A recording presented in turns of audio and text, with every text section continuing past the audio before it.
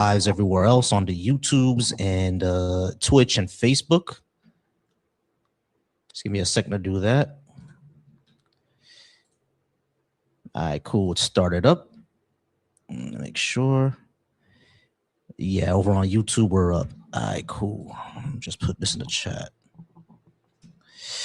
What's good, y'all? What's good? What's good, y'all? What is good? What's goody? If you disagree with what I have on the board, please go ahead and come on up. I would love to have that discussion with you. We could go ahead and have a good conversation. We're going to be here for, I would say, about 2 hours. We're going to be here for the next 2 hours. We're just going to go ahead and have that discussion, have that conversation. Let me know if y'all can hear me well. If you can't hear me well, let me know so I can adjust my volumes. Make sure all that is good.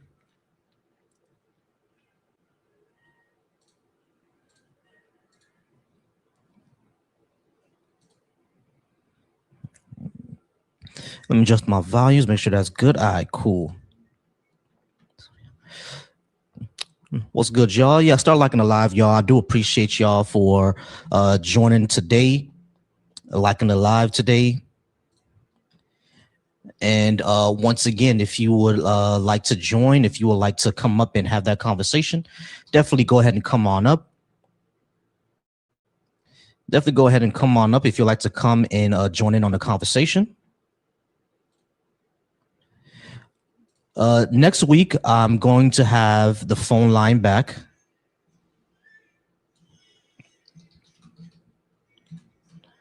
Next week, I'll have the phone line back, and people will be able to call in. By next week, I'll have the phone line. You folks will be able to call in, and you can have the conversation over the phone, because there are people who can't speak, who can't join in on TikTok because for some reason TikTok is not allowing them to join. But next week I'll have the call-in number, and that should solve that. That should definitely solve that with the call-in number. All right, y'all. So yeah, tap that screen. Hey, we already had 1,000 likes. I appreciate that. I appreciate y'all being getting me to 1,000 likes very, very early. For tapping that screen, and for let's just wait up for an opponent to come up. Once those opponents come up, we'll go ahead and start the conversations.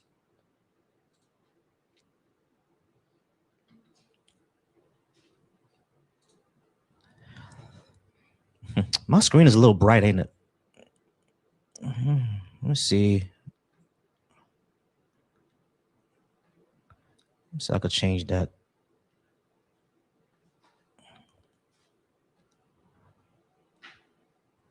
There we go. I think that's a little better. Yeah, my screen was a little bright. Yeah, right. Well, it's because the way my desk sits, the windows are right behind me. You know what I mean? So like the sun is coming through. I have all the blinds closed, but the sun is still coming in, so it's still bright behind me. That's probably why. All right. So we already have someone complaining in the comments. User, you go ahead and come on up and actually talk to me about that instead of complaining in the comments.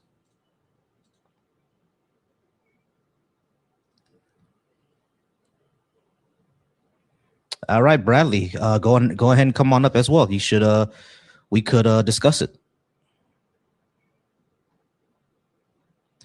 But yeah, everything over here, it just looks bright here because of the windows that's behind me. It's all the sunlight is coming in. That's the only reason why. When the sun starts to go down, you'll start to see that the picture gets a little less bright. Yeah, user, I can obviously read, but if you actually want to have a discussion, you need to actually come on up and speak with me instead of kind of assuming what my position is. There's a reason why I say black people shouldn't be Christian, Muslim, or Hebrew Israelite. I'm not advocating for any laws to make it illegal, so I'm not sure why you called me a fascist. So you need to actually not be a reactionary and complain about anything that you see, and actually talk to the person. How about we do that instead? All right, y'all. So the guest requests are open. Anyone can come on up if you like.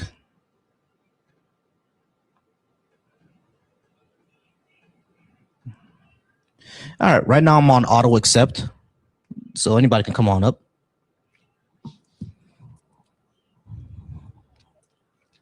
All right, over on my YouTube, someone's saying I could be drafted. I've already served, so I don't think I'm gonna be drafted. I think I'm gonna be all right. The rest of y'all, I'm not sure about y'all.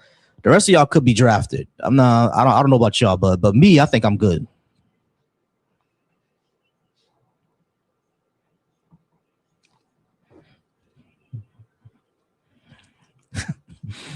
Yeah, Sam's, that's always a thing. They always complain here, but they never actually come up and actually talk. They just sit in the comments complaining.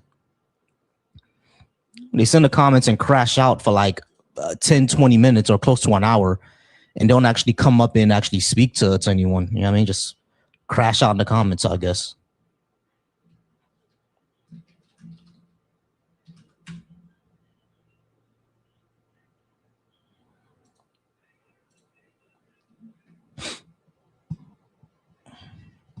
No one is better believing.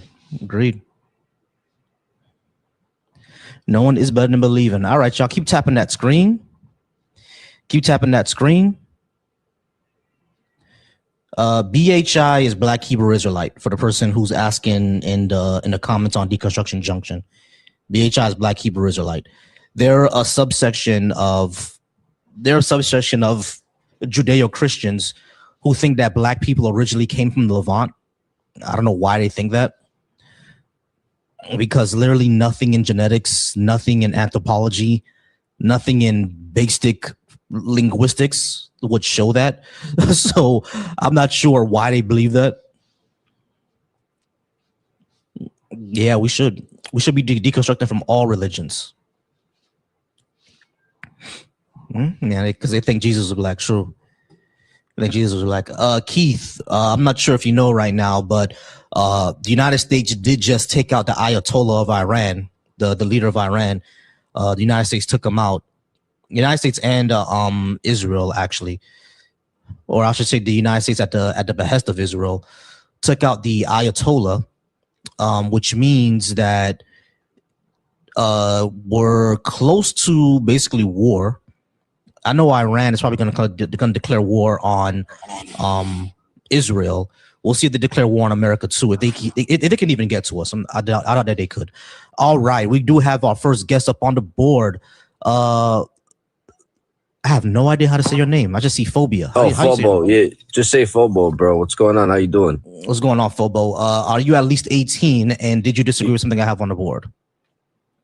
Yeah, I disagree with the whole statement. Yes, I do. And yes, I'm over 18. So, all right, cool. Do you have some sort of religious tradition? Yeah, I'm Muslim. All right, cool. Yeah, I don't think that Black people should be Muslim because it's the religion of our enslavers. And not only that, it requires us to deify another culture instead of deifying our own. Why should we be Muslim? Yeah, so I disagree with the statement that you said. And I think that if that's what you think or believe wholeheartedly, then I understand where you're coming from, okay? But if that's true, and you know what I mean, and I need to see that because that's not how I have it. First, I'll point out that the religion itself isn't responsible for what took place. Like people, humans, Muslims or not, they're all susceptible to being evil people. Like there's no pass on that, right? But it doesn't stem from religion. That's where I disagree. Right. I'm not saying that necessarily stems from religion. When it comes to slavery, the Arabs had slaves for a while, since forever, right? So yeah, slavery is just a part of. Hold on. Okay, slavery is just a part of our human conditions. What I'm saying is that the way that Islam was brought to the African continent is number one, yeah, through trade. We know trade happened, but also the reason why much of that part of Africa is Arab. I mean, not Arab, but Muslim now is through conquest and slavery. Yeah, so I want to just I agree with parts of what you're saying, right? The conquest of Islam and spreading Islam into Africa, that was not the same as when Arabs, it was hundreds of years later or later after that, they like started actually doing mass amounts of slavery. Like that was the Arabs at that time who were amongst the Muslims, yes. But when it initially came, right, it's like you said, Arabs already had slaves. Like slavery was rampant throughout most of the region. Like it was just like a normal part of like humanity or society then, and it was disgusting. Right. And there was a lot of other disgusting like rituals or things that people were used to doing before Islam came to that region. So that's well known. But the point is when Islam was spread, like in the lifetime of the Prophet, peace be upon him, and the ones like immediately after him, there was actually things that made slavery more tolerable and better. And it was supposed to alleviate it and encourage people to literally free slaves. Like Abu Bakr, who was the first Khalifa, the first person to follow the Prophet, peace be upon him, freed a slave. That was one of the first things that he did right after becoming Muslim, because that's the part of Islam that like stood out to people at that time with the different, structure of class and how things were. The elites were the ones who were always the enemy. And it was always the rest of the society at that time that was with Muhammad, peace be upon him, including the slaves. And freeing and giving slaves the opportunity to become a Muslim and be considered a brother of an Arab who just became Muslim. Here's the thing. I don't even disagree with him with much of that. That's one thing that I've actually always gave to Islam. At least when it came to Christianity, they just said to enslave people and nothing else. When it came to Islam, they actually did write rules in order to make slavery less harsh, in order to eventually free them. That actually is in the Quran. You know what I'm saying? So like that part is I agree there, right? However, the people who enslaved us, the most horrific slave trade that happened, that was possibly even more horrific than the Atlantic slave trade, was the Arabic slave trade. And that's how much of Islam actually permeated through the continent of Africa. And not only that, when you become a Muslim, you have to deify another culture instead of being within your own. You have to give up all your spiritual heritage in order to be a Muslim. And I don't think we should do that. Okay, I don't think you have to give up all of your heritage or culture that you come from. In terms of spiritual, then if you believe in something else and you become Muslim, no matter what, you're becoming Muslim, and that's just like what it is. But like you said, you said that Islam was spreading through Africa, and that's not how Islam was spread through Africa. That's how these Arabs at that time, when you're talking about the Arab slave trade, which again is hundreds of years after the Prophet, peace be upon him. It's not at his time.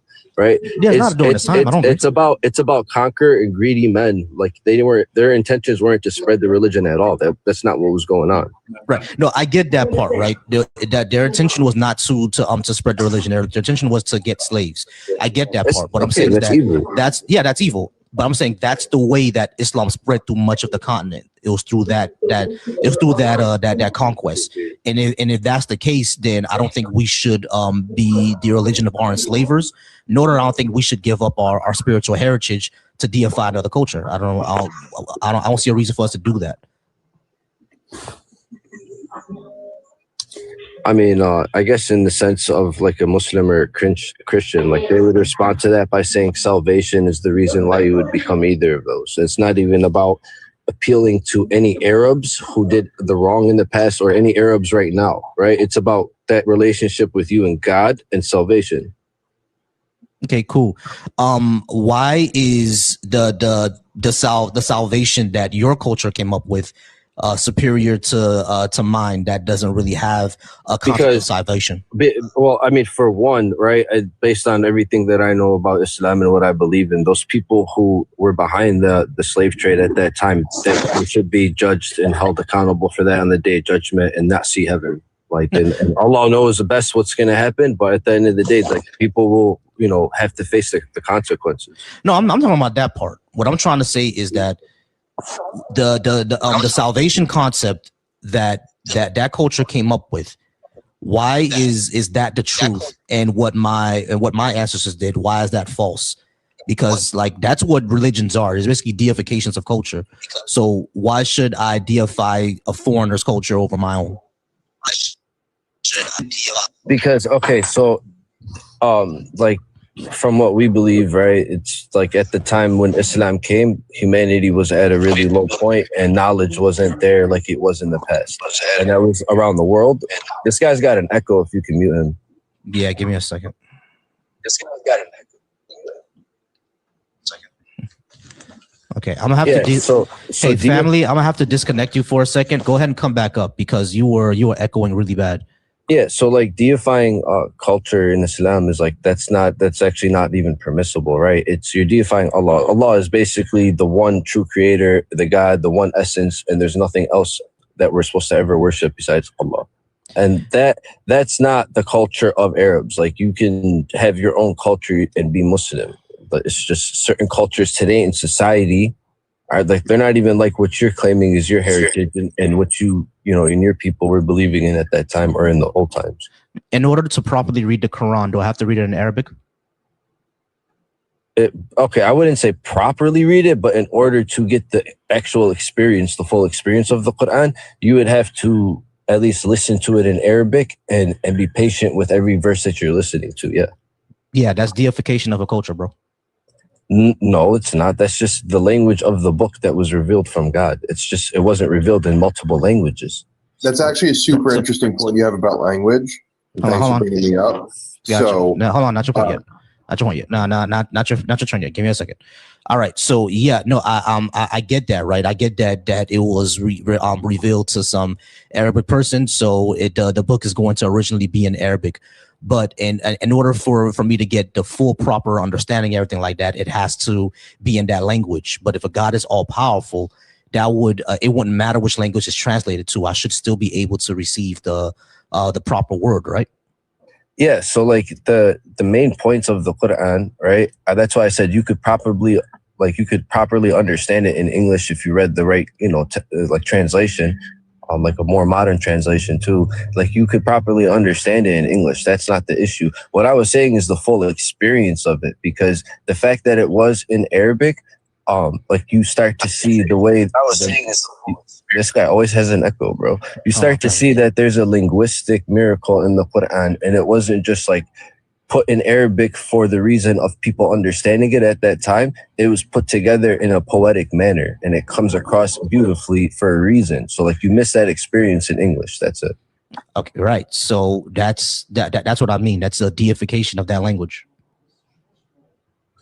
No, it's not. I don't agree, because like it's the point is that you don't have to understand it. You could just go on YouTube right now and listen to the Quran and get that experience. But understanding it while listening to it is something you could learn to do too. So if you speak English, it's not an issue. It's just an extra step. Like you would have to listen to it at the same time. Right. Why can't I get the full experience in another language like Mandarin or something like that?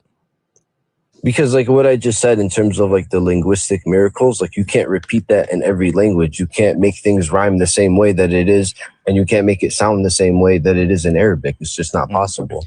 Yeah, deification of a culture. How's that deification of a culture? Again, because just like how you said, the miracles only happen within one cultural language. But we're not deifying the book. We're saying that the book is the word of God. God is the deity. I understand, and he spoke this miracle in Arabic. The prophet spoke the book, and he was the messenger. We call him the messenger, peace be upon him. So the book is not a miracle anymore. Then what's the miracle then? What you're talking about? It's a miracle, but you don't deify the miracle. You deify the creator of the miracle. Right. Deify the creator of the miracle. I get it, but the miracle is Arabic. No, the miracle is the message. It's the entire message, and it was delivered in Arabic. That's a fact. But the entirety of the miracle is not just that fact. No. Right. So that's what I'm trying to get at. Right. If the message itself is a miracle, and that miracle has to be in Arabic for us to actually understand and get the full understanding of the miracle, you just deified Arabic. No, that's not true. How is that true? Like that logic isn't true. Like you'd have to show me an example of how that's true. He just did. You gotta follow him. Like he just did. No, he's making look, it okay. This so are is we called saying magical that thinking. He just did that, sir. He just said if the message is miraculous and you can only get that message if it's in Arabic, if you understand Arabic, you just deified that language. You deified, all of that, like whatever, everything. Like he just did, he showed you. So I don't understand what the argument is coming from if he just simply laid out the explanation for you. How are you not following? Can I chime in? Just to let y'all know. Respond, but okay, I got you. Give me a second. The reason I was gonna just explain this. The reason why Andy can interject is because she's actually a mod. Just to let y'all know. That's why she was able to interject and no one else was. Yeah, she can do that. I'm sorry. And who had a question? Was that it was me, good. Wait, hold on, Michi. I just see you come up, but someone else had a question. What's good? What's good? Hello, thank you so much for having me up. I do have a sincere, honest question. Sure. But before I ask, I want to share something about myself in agreement with you. About I don't understand necessarily deification of culture as a whole, but I think I get it because I'm Jewish, and when I started learning about Judaism, people were telling me I couldn't properly learn about it in English. You're covering your mic. We can't hear you. You're covering your mic. Sorry. I said I'm Jewish. When I started learning more about Judaism, rabbis, were telling me that I couldn't properly learn everything unless I did it in the ancient Aramaic or in the ancient Hebrew. And I was like, but the content's translated. I should be able to learn about it in English. I don't have to deify the culture like exactly you're saying. Now my question for you, if black people should not be Christian, Muslim, or whatever BHI is, are you saying they should be like, it's an honest, sincere question, are you saying they should be like the tribal beliefs and practices they had for thousands of years previously being conquered by Islam and Christianity? Okay. Yeah, I got you. What's good? Let me finish off with Fobo first, and then I'm gonna get back to you. All right? Sure. Thank you. Not a problem. All right, Fobo. I think we're just about out of time. I think we got like a minute left, but I will go ahead and give you the last word. What was the last thing you wanted to say, bro? Oh man. Okay. No, you have the last word because I'm trying to pick. I guess I'm trying to pick wisely what I'm trying to point out. Okay, so at the end of the day, deifying a culture and a language is not what Islam is about. If you read the Quran in English, you wouldn't need to get that experience in Arabic, like I'm saying, to understand that point. You'd understand that it's beyond the language, it's beyond Arabs, it's beyond everything. It's God, and it's all for all of humanity. Like when you read the Quran, it's not speaking to just Arabs. It's all right, cool. So what's good? How's it going now? You said that you're Jewish, you're over 18, and you just wanted to know that. Do you think that I think African descendant people should go back to their original African traditional religions? Because I know like in the Middle East, not to drag you off topic here, but like before Islam took over Iran, it used to be like a very strong Persian culture. So like world religions have conquered and spread throughout history, where different cultures used to exist throughout like the Middle East and Africa. Cool. Yeah. So yeah, I do think that. Well, I think humanity as a whole, I'll say this, number one, humanity as a whole should move past religion. I would say that. But number two, if we are going to have a spiritual tradition, I think as African descendant people, we should go back to the ones that are culturally relevant to us, which were the ones that we had before we were Christian and Muslim. Because if you look at, what Black church does, the entire praise dancing, praying in a circle, catching the Holy Ghost, all that came from African traditions.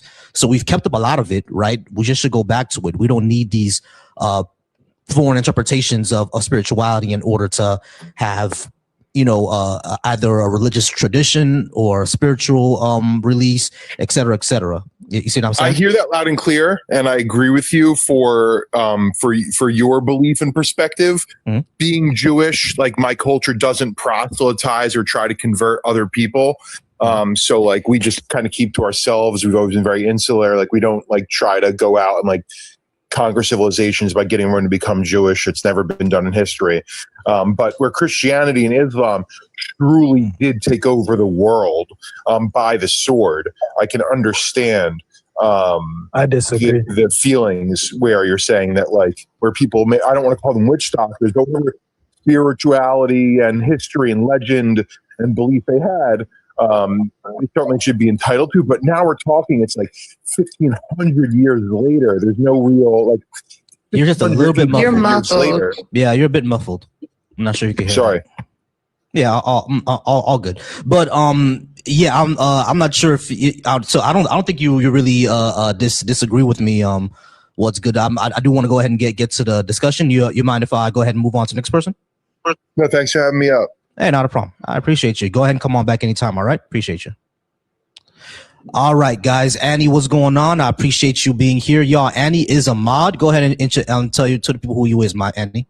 I'm a figment of y'all's imagination. I'm not really here, but I'm here to support, in theory, to support Volcy in his live.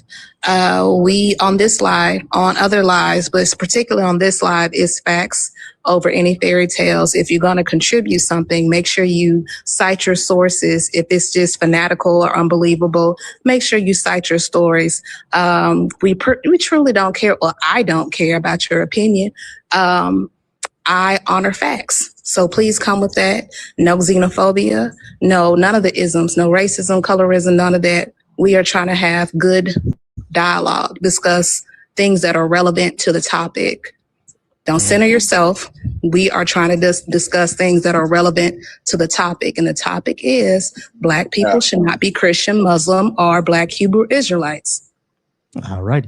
I do appreciate that, Annie. And just to let y'all know, I am Volcy Thoughts. You can follow me on Instagram and Threads and on YouTube, Volcy Thoughts. Shout out to everybody who's watching me on the Volcy Thoughts YouTube right now. My mods, why because of weed, and Resist. That's such a funny name. Why because of weed. All right, and Resist. I appreciate y'all for modding up right now. Over on the Deconstruction Junction, shout out to y'all. I appreciate y'all for being there. And over on the Black Atheist Coalition YouTube, we're trying to build that up. I appreciate y'all there as well. I'm not looking at the comments, so if y'all argue with me in the comments, go ahead and argue all you want. You have to click on the pinned link in the comments in order for you to actually speak with me, because I'm not looking at y'all comments. All right. So keep the conversation going. I appreciate y'all anyway. Everyone up here, if you are a guest and you disagree with me, you get at least 15 to 20 minutes to speak with me before we have to go ahead and move on to someone else. I'm going to go ahead and ask y'all a question first, and then we'll go back to the beginning. All right, family. How's it going, family? Are you at, hold on. Michi, you got someone is echoing bad. Yeah, someone's echoing bad. All right, family, are you at least 18? And did you disagree with what I had on the board? Yes. All right. Do you have a religious tradition? Hello. You said, do I have a what? Not you, Michi. I'm talking to family. Family, you there? Oh, my bad. Yeah, I'm there. All right, cool. How is it? I'm all right. Family, are you at least 18? And do you have some sort of religious tradition? Yeah, actually, first of all, I really want to appreciate the platform because there's no, it's respectful, because some other platforms, our black brothers, let me say black brothers all over the world, they always argue, they denigrate each other, they insult each other, and that is what I don't really like. Okay. You know? First of all, I really appreciate. No problem. I appreciate that, family. I was just asking, are you at least 18, and do you have any type of religious tradition, Christian, Muslim, anything like that? Yeah, Christian. I'm above 18. Gotcha. I got you. I got you. Yeah. Pause me real quick. All right. The next person, Danger. How's it going, Danger? 18. Any religion? Yeah, over 18, and I would say I'm a follower of Christ. Gotcha. Michi, I know you already answered as well. And Keisha, are you at least 18? Any religious tradition? Yes, and yes, I'm a Christian. Gotcha. All right. So everybody pause me real quick. I'm gonna talk to family first. Annie, since she's a mod, she can interject that at some times. And y'all, let's go ahead and try to get us to 10K likes, or she will turn off the comments, and she's good for that. All right. She has that quick trigger finger, and she'll turn off the comments if we don't get to 10K likes within the next 10 minutes. I'm gonna give y'all 10 minutes to get the 10K likes. All right, family, let's go ahead and speak.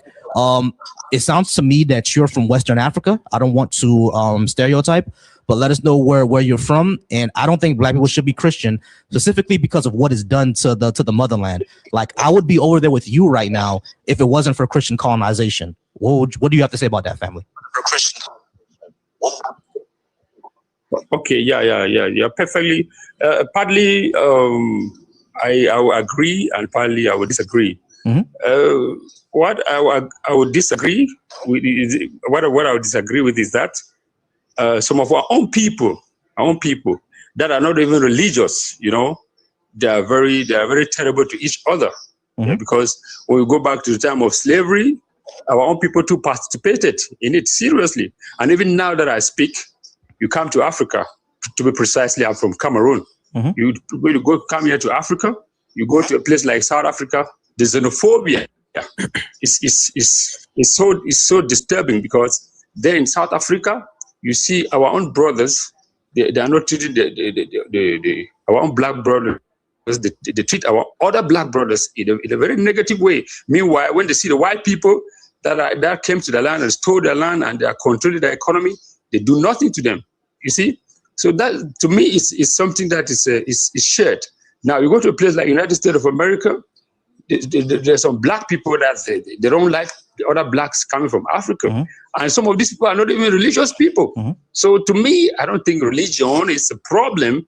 But I don't still disagree with the fact that religion has caused a lot of problem to the black people, because some people like the white people, they were using religion to justify slavery. And which means if you go deeply into the Bible, you study the Bible very well, Bible doesn't condone slavery.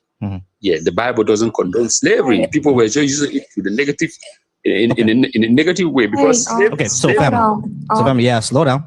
You said a lot. You said so much.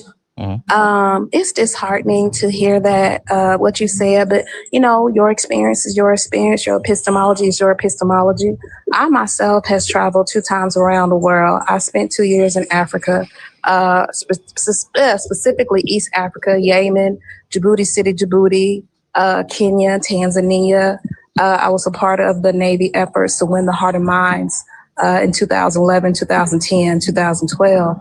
And what you're saying of the destruction and the people that that don't like other black people, the anti-blackness, that's steeped into religion. Like that comes from religion, that comes from the transatlantic slave trade, demoralization. You also mentioned how our ancestors are Africans, sold other Africans, but you have to understand that was tribalism. People were trying to keep their kingdoms and keep their families and keep their loved ones intact. It was a full-on attack on the coast, the western region of Africa. So you cannot just simplify something that is so complex. It wasn't just these countries, 54 countries like it is today.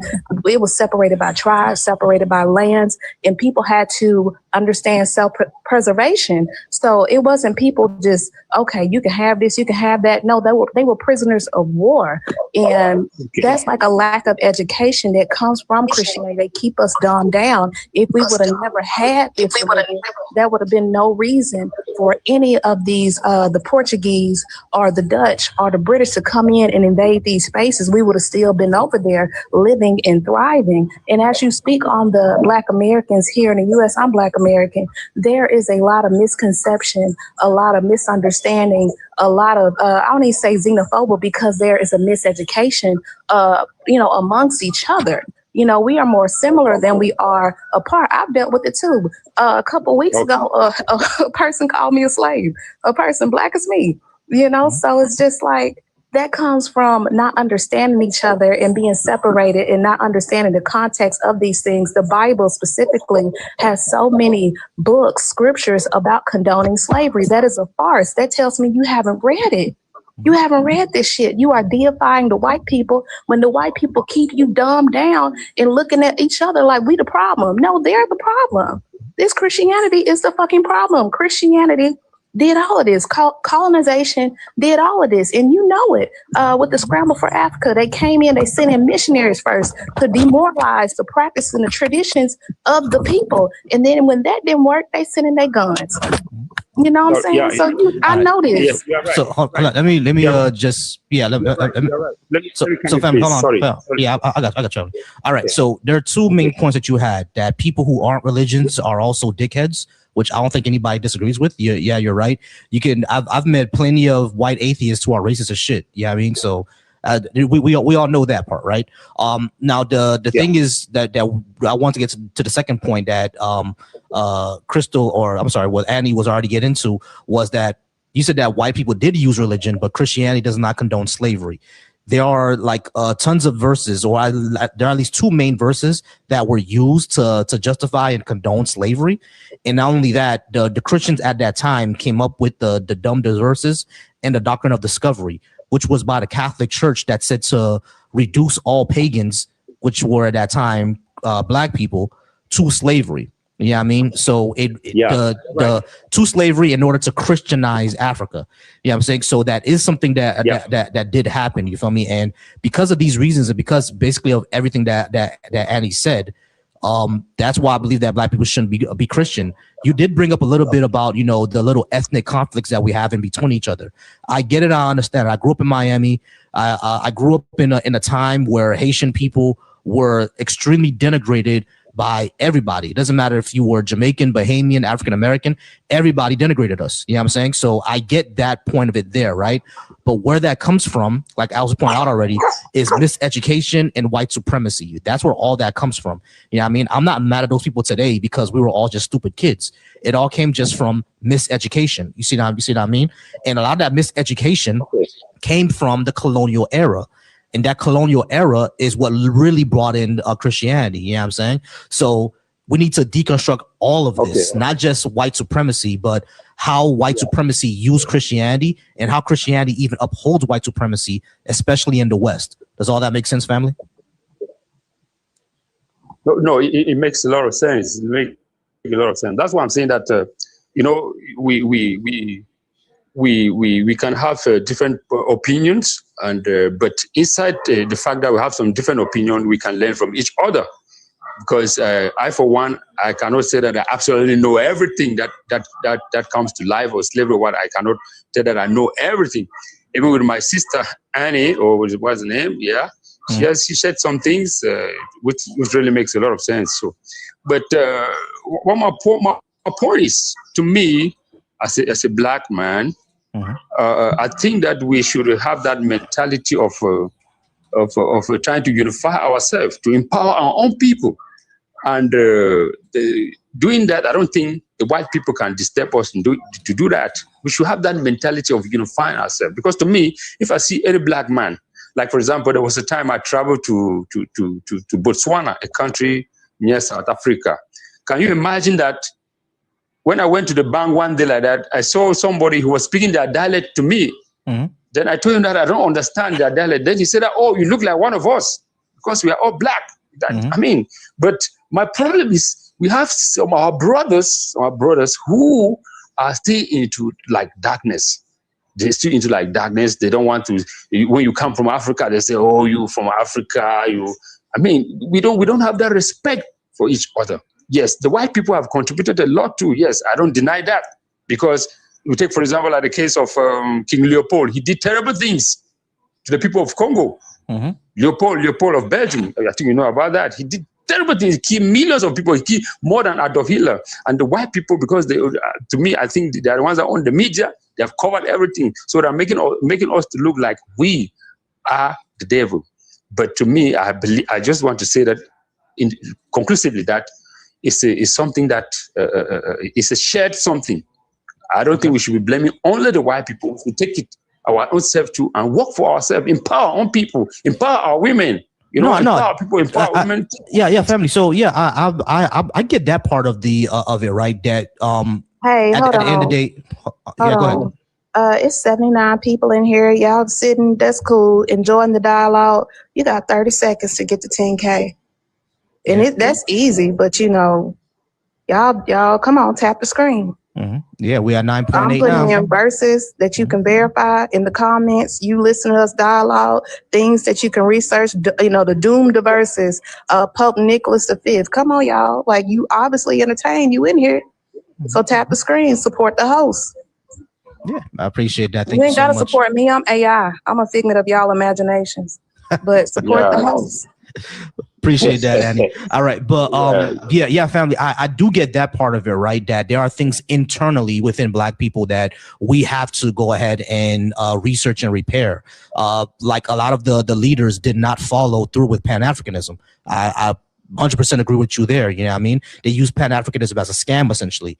100% agree with you there. There are things that internally we have to fix, but the catalyst for a lot of our issues was colonialism, which brought in Christianity, which brings in a lot of it upholds white supremacy because a lot of our own spiritual traditions had to be suppressed and denigrated. You know what I'm saying? I've always said, if Christianity was allowed to enter into Africa naturally, not through the sword, it will look like Rastafarianism, or it will look like revivalism. It will look like voodoo. That's what it will look like. But unfortunately, that didn't happen.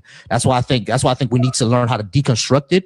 And if we are going to be Christian, at least go back to the way that it would have been if we were. You see what I'm saying? Family, I do got to go ahead and move on to the next person. Definitely come back. We'll have more discussion. All right. Thank you. Not a problem. Thank you so very much. I appreciate it. Appreciate you. All right, guys, go ahead. We did get to 11K likes. Let's get to our next milestone. The next milestone is 15K. Do that within the next 10 minutes, and I think we could go ahead and get this live popping, y'all. I do appreciate it. 5 minutes. All right, y'all. No. 5 minutes to get to 15K, y'all. 5 minutes to get to 15K. See, I'm the nice one. And she don't play that. 5 minutes to get to 15K. Super nice. I'm the sweetest one. 5 minutes to get to 15K, y'all. Amando, go ahead and come on up. I'm not sure why you just keep talking in the comments. One something you could go ahead and come on up as well. You just keep talking in the comments. Go ahead and come on up. We're gonna move on to Danger, and after that's gonna be Michi, and it's going to be Keisha. If any of y'all have to go, Michi or Keisha, while I'm talking to Danger, just let me know, and I'll let you back up whenever you can come back. All right. I do appreciate y'all being here. I do appreciate y'all being patient. Danger, you did say that you disagreed. Why so?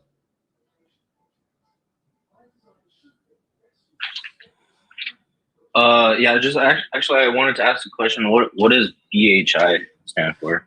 That's Black Hebrew Israelite. Yeah, Purple Power Rangers. I don't know if you ever seen them on Saturdays. They be screaming and hollering and cussing out white women on the corner. Yeah, I'm serious. No, they do. You're right. I'm serious. Y'all laughing. The first time my son said, "Oh, Mom, look, Mommy, it's a Purple Power Ranger," and I said, "You sure right, baby." And that's what I've been calling them ever since.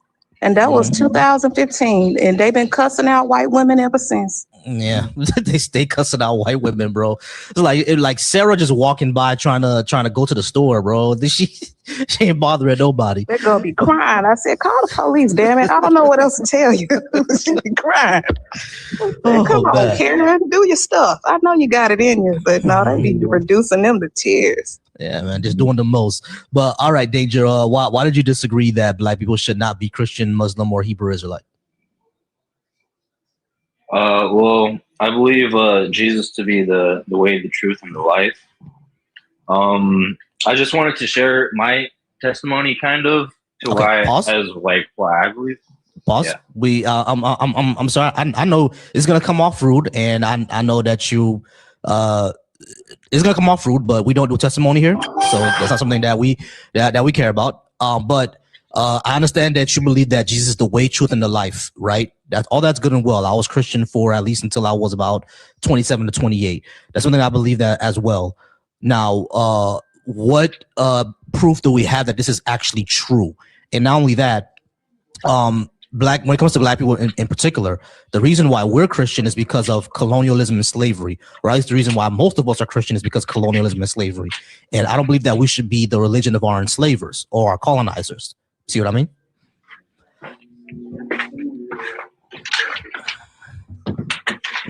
You there, Danger? What about those who went into Christianity free willingly? Like who? There's plenty of African Christians. Yeah, there are plenty of African Christians, but Africa became Christianized due to colonialism. It wasn't some free thing that they just did. Those who did do it like freely, like for example, the kings of Ethiopia or the kings of the Congo. The kings of the Congo just did it to have trade with the Portuguese. They didn't really care about that shit like that.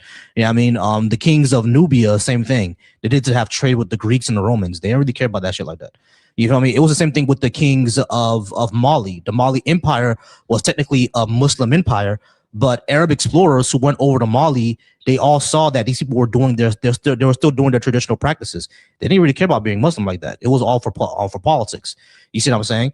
Over time, our traditions got denigrated, pushed down, and suppressed, and replaced with Christianity. Our ways of learning and teaching each other, our education systems got suppressed and for the European system, and they erased a lot of the history that we had.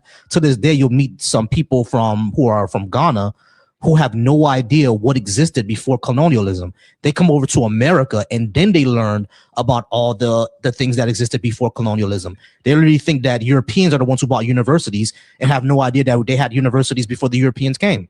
You see what I'm saying? So these are all the things that affected us through colonization and Christianization of sub-Saharan Africa. Make sense?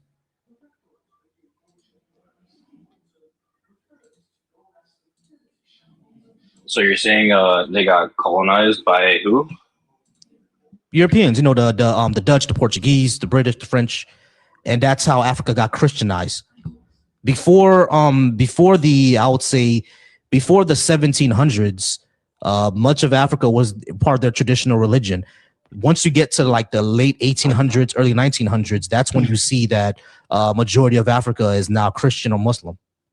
So it happened through colonialism. But if they don't believe, why wouldn't they revert back? What do you mean? To their original beliefs. Why who didn't revert back? No, the Africans now that are there now, they do genuinely believe it. What I'm saying is that the reason why they came from the colonial era. It came from the scramble of Africa. The scramble for Africa happened around the 1800s. Before that, the majority of Africa was their traditional religion. During the scramble for Africa, you start to see Christianity and Islam be more prominent. And then by the early 20th century, basically all of sub-Saharan Africa is Christian. And he's just talking about the continent.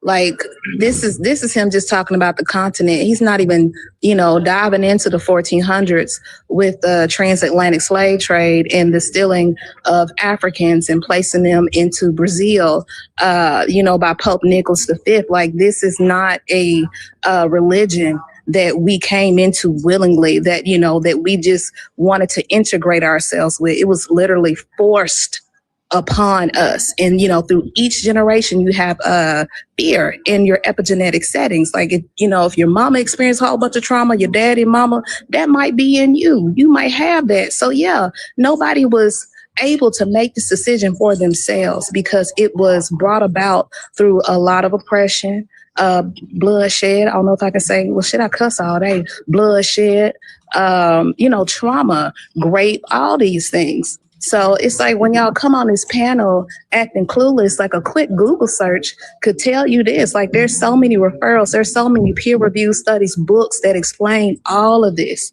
that went on. If you were genuinely interested, this wasn't brought. This religion is, for once, it's it's mythology, it's a fairy tale, but it's dangerous.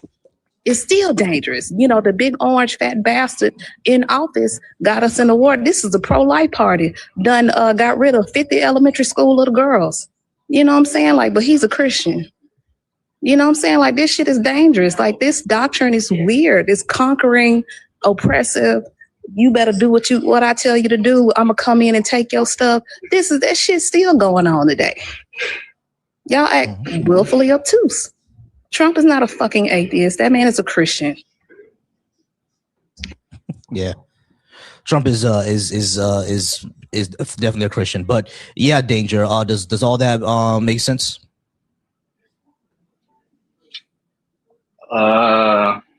Yeah, it makes a little bit of sense, but I kind of disagree. Okay, why? Wait, can I ask you a question real quick? Sure. Your prompt says black people should not be Christian, Muslim, or BHI. Why shouldn't they be?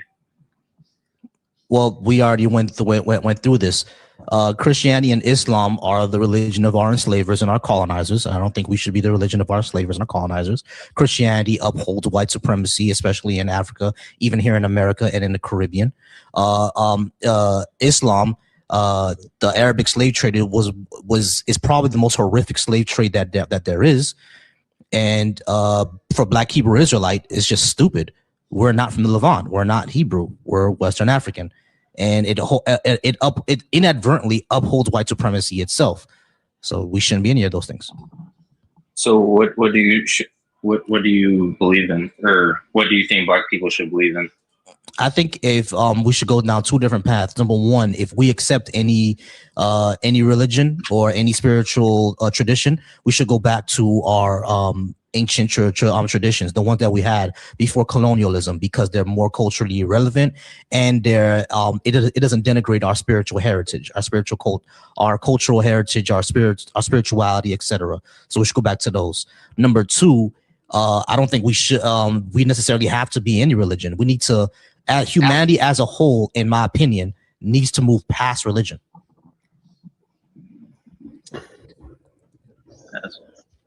Past religion? Yes, What's humanity. Past religion? Past religion, meaning that we need to move past believing in gods and demons that are going to save us or stop us. Hold on, Volcy. Okay. This ain't my life. You spent a long time explaining this, and he still act like he has a lot of, I don't know, like he has a lack of comprehension skills, or I don't know if this is, I don't know if he has the spoons. Wait, so why don't you guys accept testimonies? No, because personal testimonies you can't verify. Everybody has a personal experience with something. Like, you cannot verify that, like, at all. Like, I can go and interact with somebody with a cluster A personality. They might say they saw dragons. Am I going to believe that? No. They're suffering from psychosis. No. Like, we need something that's tangible. We need something that we can say, okay, this is factual. I don't believe in fairy tales. A child might say they saw Santa Claus. Am I going to believe in Santa Claus? Hell no. That's why we don't trust that shit. Like, nobody should trust that shit. That's why you go to court and they try to separate fact from lies. Like, come on now. Y'all act like maybe y'all are slow. I don't know. I'm AI right now. Let me go back on mute. Keep tapping the screen. No, I understand the frustration, and trust me. All right. So, Danger, we've already spent about 10 minutes explaining all of this. Is it now understood? Like, what do you think about that? Because you said that you disagreed. So what do you disagree with? Do you agree that people should be the religion of their enslavers? Well, I would disagree, because I know Jesus to be real, because I've seen him. All right, cool. Can you go ahead and call him right now and tell him go ahead and come to this live, and he can go ahead and defend himself? I mean, one day he's gonna come back. Yeah, they've been saying that for the past 2,000 years, bro. Well, I mean, the prophecies have to happen first, such as until the time comes. Yeah, sure, you know. I know, well, vaguely about the prophecies. I'll be forgetting them sometimes, but yeah, people all have always said about the prophecies or whatever. Like, it's none of that shit's happening, bro. When you ask God to reveal himself, he's gonna show you Jesus. Okay, why doesn't God simply give everybody the road to Damascus experience? Give everybody the experience that he gave Paul. Why not just do that? May I ask something? Ain't your turn yet. It's Danger's turn. So, Danger, why doesn't God simply give everyone the road to Damascus experience, the same thing he gave to Paul? Therefore, there's no doubt. And if there is, and still, we cannot have doubt and still not try to follow him, right?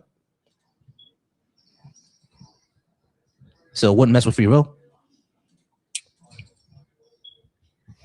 What did you just ask?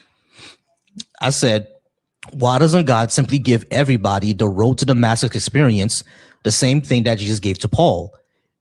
Therefore, there will be no doubt of his existence, and people will still be free to not accept it.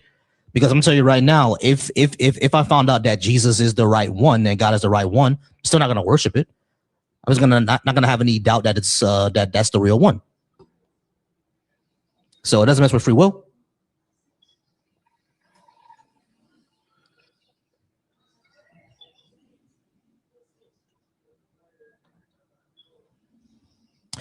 All right, I think we're gonna go ahead and move on. All right, y'all. I appreciate everybody being here. We're almost to 15K likes. Hey, it's about to be 5 minutes, and Annie's gonna turn off those comments.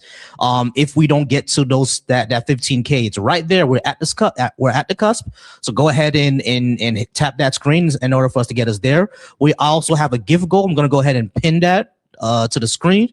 I have a gift goal. If you would like to support me, I'm trying to go ahead and get on. So go ahead and support me, y'all. Shout out to everybody who's watching me over on the Volcy Thoughts YouTube channel. Shout out to my mod Libra, my mod Y Weed, and my mod Resist. You guys are amazing. Shout out to everybody who's watching me over on the Deconstruction Junction. Y'all amazing. I appreciate y'all. And over on the Black Atheist Coalition, once again, I'm not reading the comments, y'all. So hit that link and then you could join that way because I'm not going to be able to see what y'all are saying. Michi, how's it going, Michi?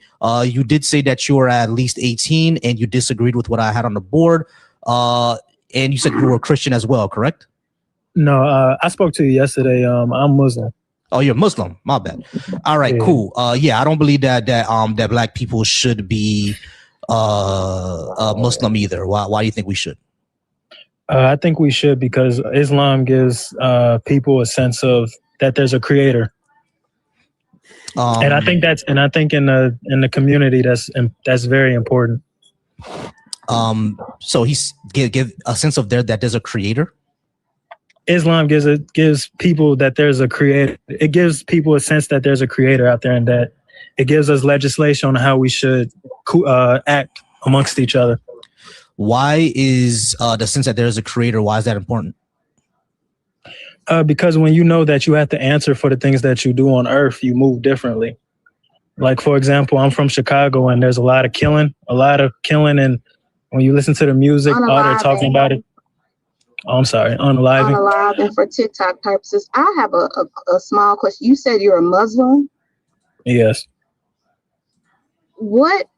Okay. Can I before you go? Can I get your spiritual? Like, what's your spiritual background before we go further? I'm an atheist.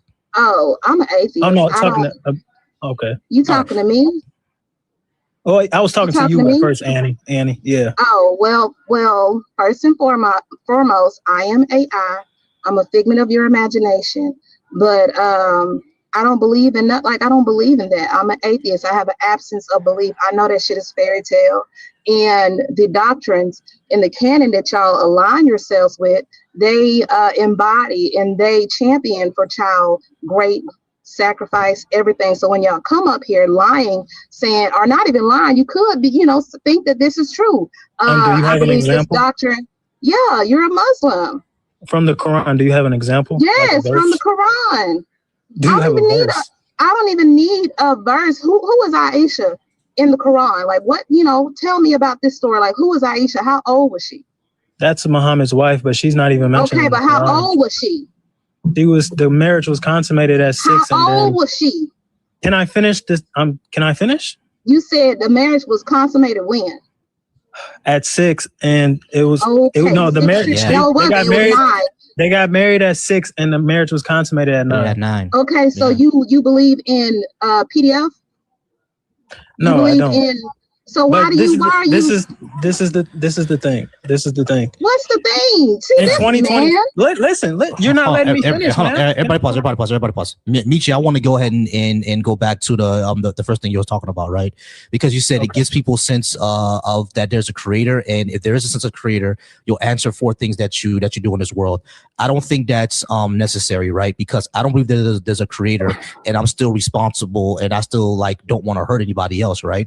The sense of not wanting to hurt anybody else comes from empathy. The people who do go out and hurt other people, they lack empathy. That's the reason why they do it, because they're conditioned to. Like, for example, you're from Chicago. I'm from Miami. I've dealt with gangs and everything like that as well, right?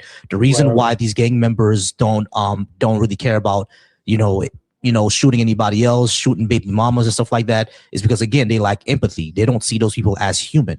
You see what I'm saying? If you listen to how these people speak, they speak about it like it's a video game, like it's that they're on GTA.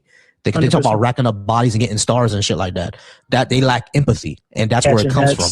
So I don't think that you need to believe in a God in order for you to have that.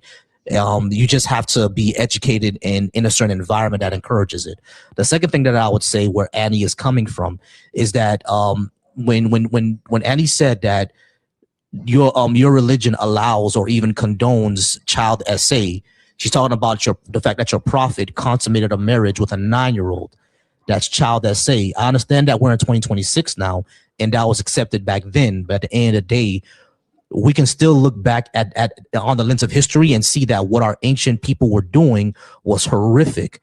You see what I'm saying? And an ancient man who's like 50, 60 years old consummating a marriage with a 9-year-old, we recoil at that. I don't give a fuck how. I don't give a fuck how long. Hold on, Meech. You know you can't. Shut up. I don't give a damn how long ago it is. You still abiding by a book that condones child rape, child SA. The baby is not. Have you ever seen a 9-year-old little girl? She's playing with dolls like a 9-year-old little girl. It's the same 9-year-old little girl 2,000 years ago. That's like, we know that through human development and behavior. She's still playing with dolls. She's still skipping and doing, just living life, having fun.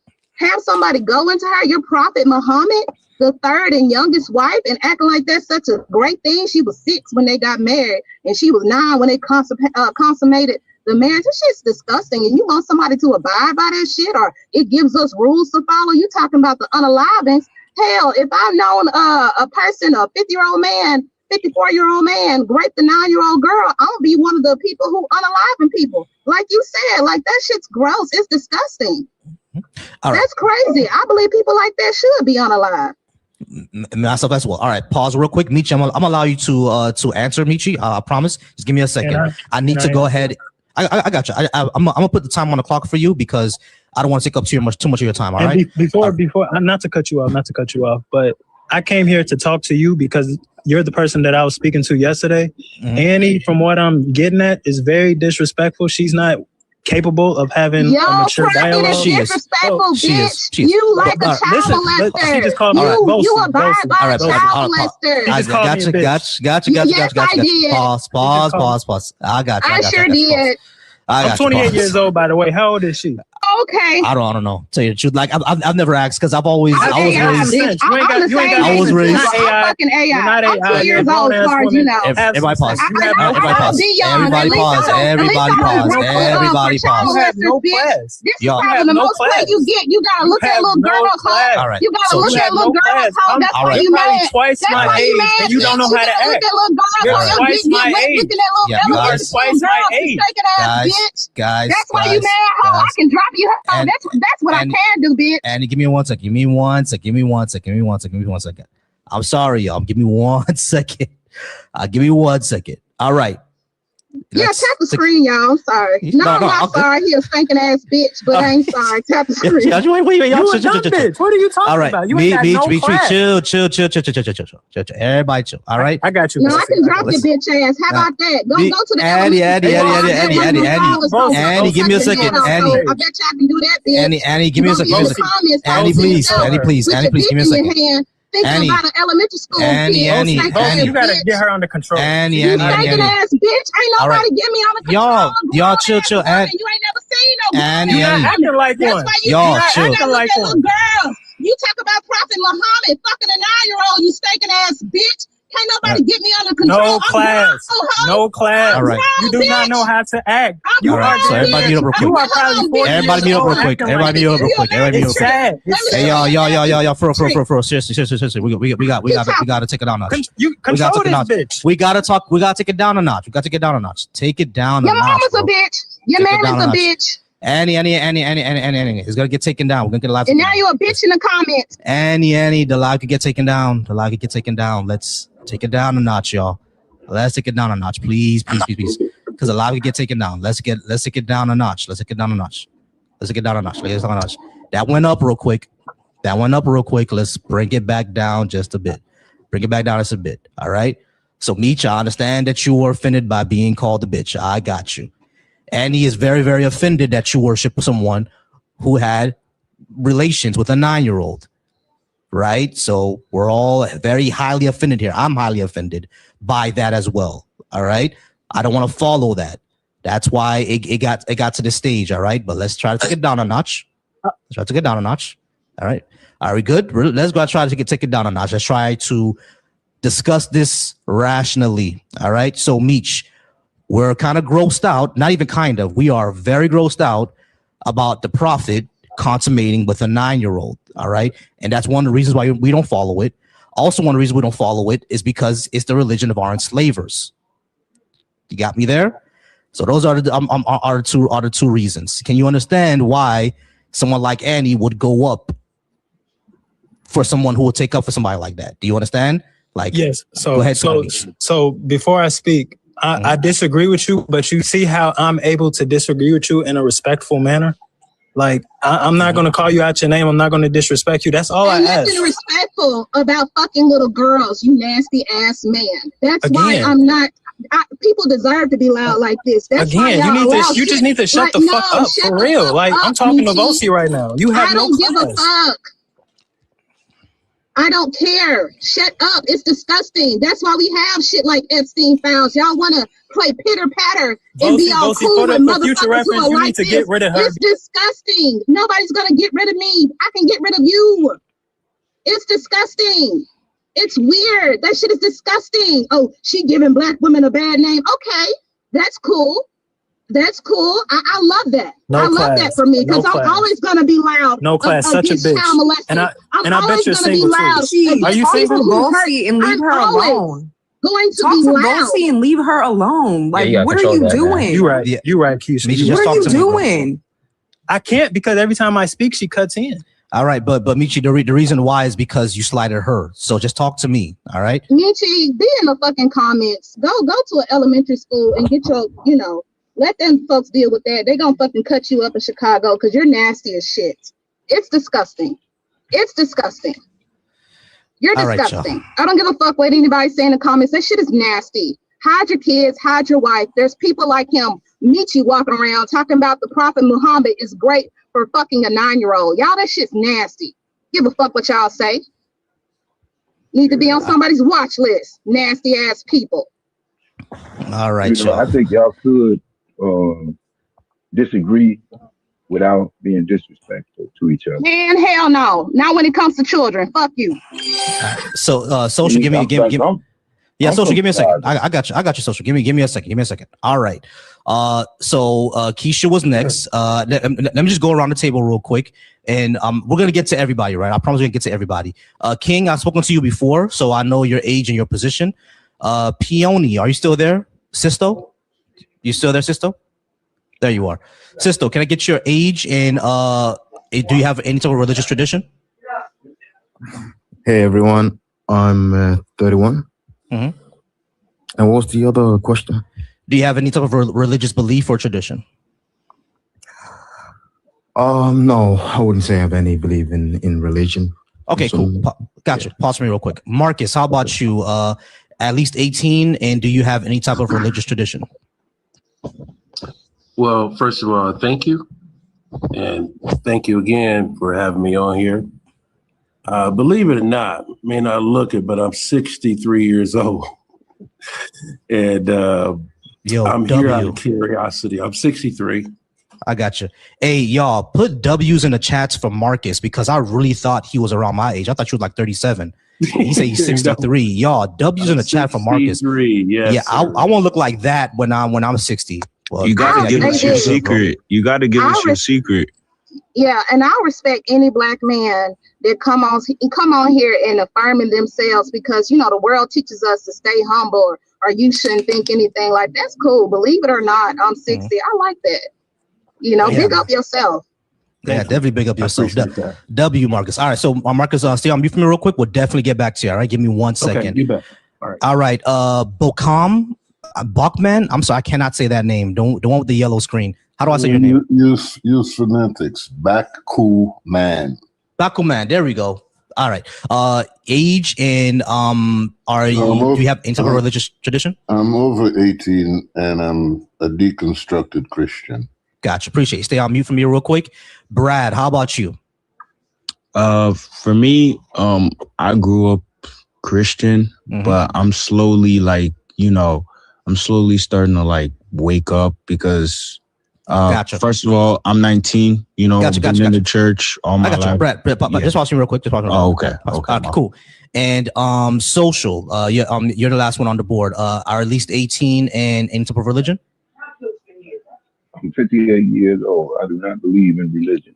All right, cool. Gotcha. All right, guys. So really the only Christians that we have on board right now is Keisha and King. Let's not all try to jump them all at once. All right, so this would be both for Keisha and King. I'm gonna let both you guys speak since y'all are the only Christians right now. So y'all, the reason, Keisha's been around for a while, and King, I think you know my position as well. But I'll just reiterate. I don't think that black people should be Christian because it. Excuse me. I'm sorry about that, y'all.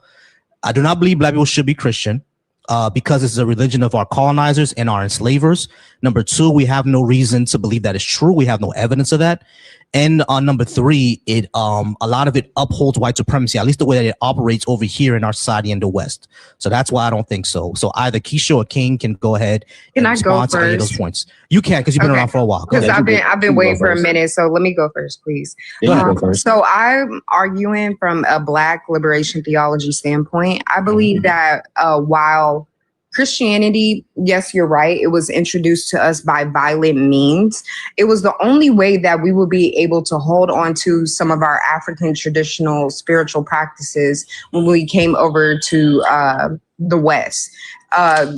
Christianity was the vehicle for us to still be able to communicate with our ancestors and still hold on to and retain our practices. Like, for example, when you look at voodoo or root work or Santeria, or Obia, like all these syncretized religions and belief systems, it allowed for us to be able to hold on to these things like the Gullah Geechee people and how they do like ring shouts, right? That's something that's always been done in West Africa and Central Africa.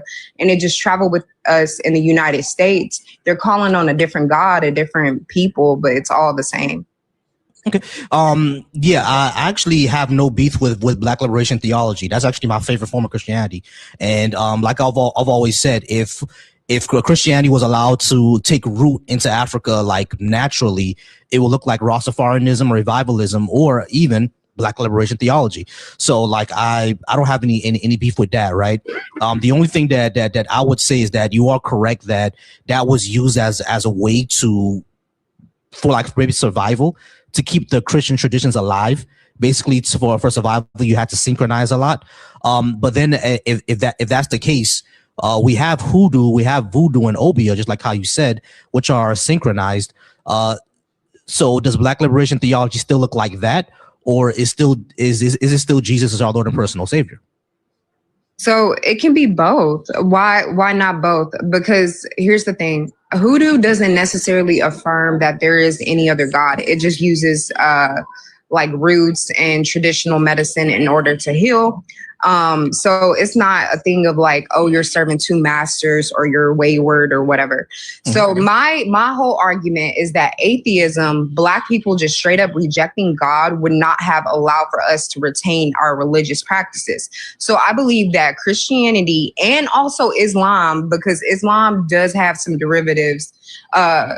Islam does have like, it is kind of intertwined with hoodoo and that spirituality, like the mojo bags that came from Muslims in West Africa. So it allowed for us to be able to retain our spiritual practices, but also be introduced to this they new weren't thing. called mojo bags in West Africa.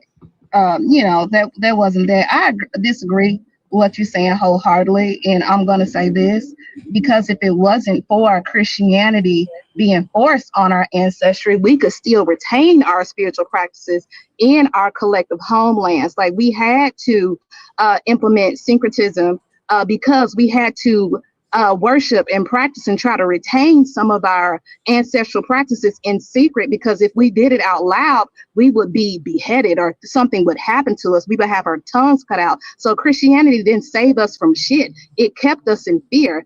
Even today, Obia, I don't know how to pronounce it, in Jamaica, is still outlawed. It's against the law. So those people can't even practice what the fuck they what they practice, what their ancestry practice, because it's against the law in the United States. We couldn't even have a drum because that would evoke so much just activity, whatever, joy. Like we couldn't even have a drum. We had to try to figure out different ways to still implement our cultural practices. And please, I mean, I kind of get offended when people speak on hoodoo, even the name Annie Christmas, that is a hoodoo character that a lot of people don't fucking know. So because hoodoo at one time, it was looked at as backward. I'm from Mojo City. That's my birthplace, Mississippi, Memphis. Like a lot of people don't know, Memphis was the place people used to come and get couriers, come and get all sorts of things. Even MLK, when he was unalive, he had his mojo bag on him. They had so many spiritual practices. A lot of people don't know that because that culture, that history was shunned. It was banned. It was looked at like it was not God, like it was disgusting. So hell no, like this God of the Bible ain't shit to black people. Ain't did a motherfucking thing for black people. And then when y'all say these things, it's not historically accurate. It doesn't even make sense. Hoodoo, Christianity can't be our savior and also our poison. It can't be the antidote. No, we had to. It was forced onto us. Anything that is forced onto you through rape, oppression, if you don't believe in this, I want you, and this is another thing a lot of people don't know about enslavement. I want you to put your child, bury your child to where only his head stick out, and I'm gonna kick your fucking child's head, unless you want to believe in this. I want to reply, but I have ADHD, so you gotta. Yeah, I'm gonna go on mute, but it's like when people talk about certain things, I'm like, no, that's false. Like I don't believe in. Yeah, that's fine to correct misinformation, but I want to reply to some stuff you said earlier. You were talking about there are literally black liberationists. There are people who use Christianity as means to free our people. Like for example, Harriet Tubman, when she was having her spells, when she was going Harriet Tubman was indoctrinated. Give me one second. I know about hoodoo. I come from a hoodooist family. I know about hoodoo. Annie, I hear you. Let me get my points out though. Like, and then you look at Nat Turner and all of these people who use Christianity as a means of liberation and to free ourselves. It's not necessarily all bad. That's what I'm trying to say. We have used whatever we've been given. We've used the master's tools for our liberation. Too. That's what I don't like. It's the language given. So Keisha, hold on. Give me a second, Annie. So Keisha, I actually don't disagree with that, right? I do know that when it comes to people like Nat Turner, even Toussaint, because Toussaint was a exactly. He was a Catholic. So I do understand that point, right? The only thing that I would say is number one, I don't think it's necessary for us to use that. And of course, I think you agree with that too. It's not necessary for us. But I think my main issue when it comes to Christianity is that we cannot show this to be true. You know what I mean? And not only that, it's a foreign concept. It's completely foreign to us. Christianity didn't come from Africa, our ancestors or anything like that. So why deify another culture and not still keep our own? We don't need Jesus in order for us to have liberation. All right. Now I understand that we can use it. There's verses in the Bible that do use it, but like it's one of those things where like it's a whole foreign concept, the whole foreign culture that we're using to deify as our savior, and I don't see the reason for us to do that. Like, you see where I'm coming from, Keisha? Yeah, Volcy, I 100% agree with you. I'm about to drop because I got stuff I gotta go do. But Volcy, I 100% agree with you. But we've accepted so many other ways of thinking and ways of traditions from the Europeans. I don't see why, in particular, we sit up here and we vilify Christianity. When if you read the Bible as it's written, yes, the God of the Bible is like vengeful, wrathful, and all these other things. But then you look at like certain books like Proverbs, Psalms, and different things, and these have so much wisdom and so much knowledge and can give people so many sources of inspiration. So I do not believe, Volcy, while I understand 100% where you and Annie is coming from, I do not believe that Christianity is all bad, and I believe that people can use it for inspiration.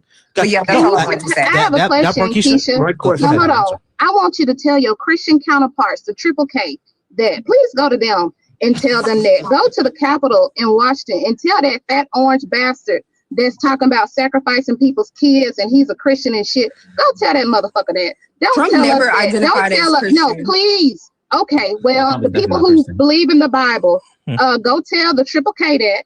They like to bomb churches and schools, and the first time I saw Triple K was in 1995. No, go ahead, go you tell really them think that, they baby. Christian? Don't tell us. You think they gonna see heaven?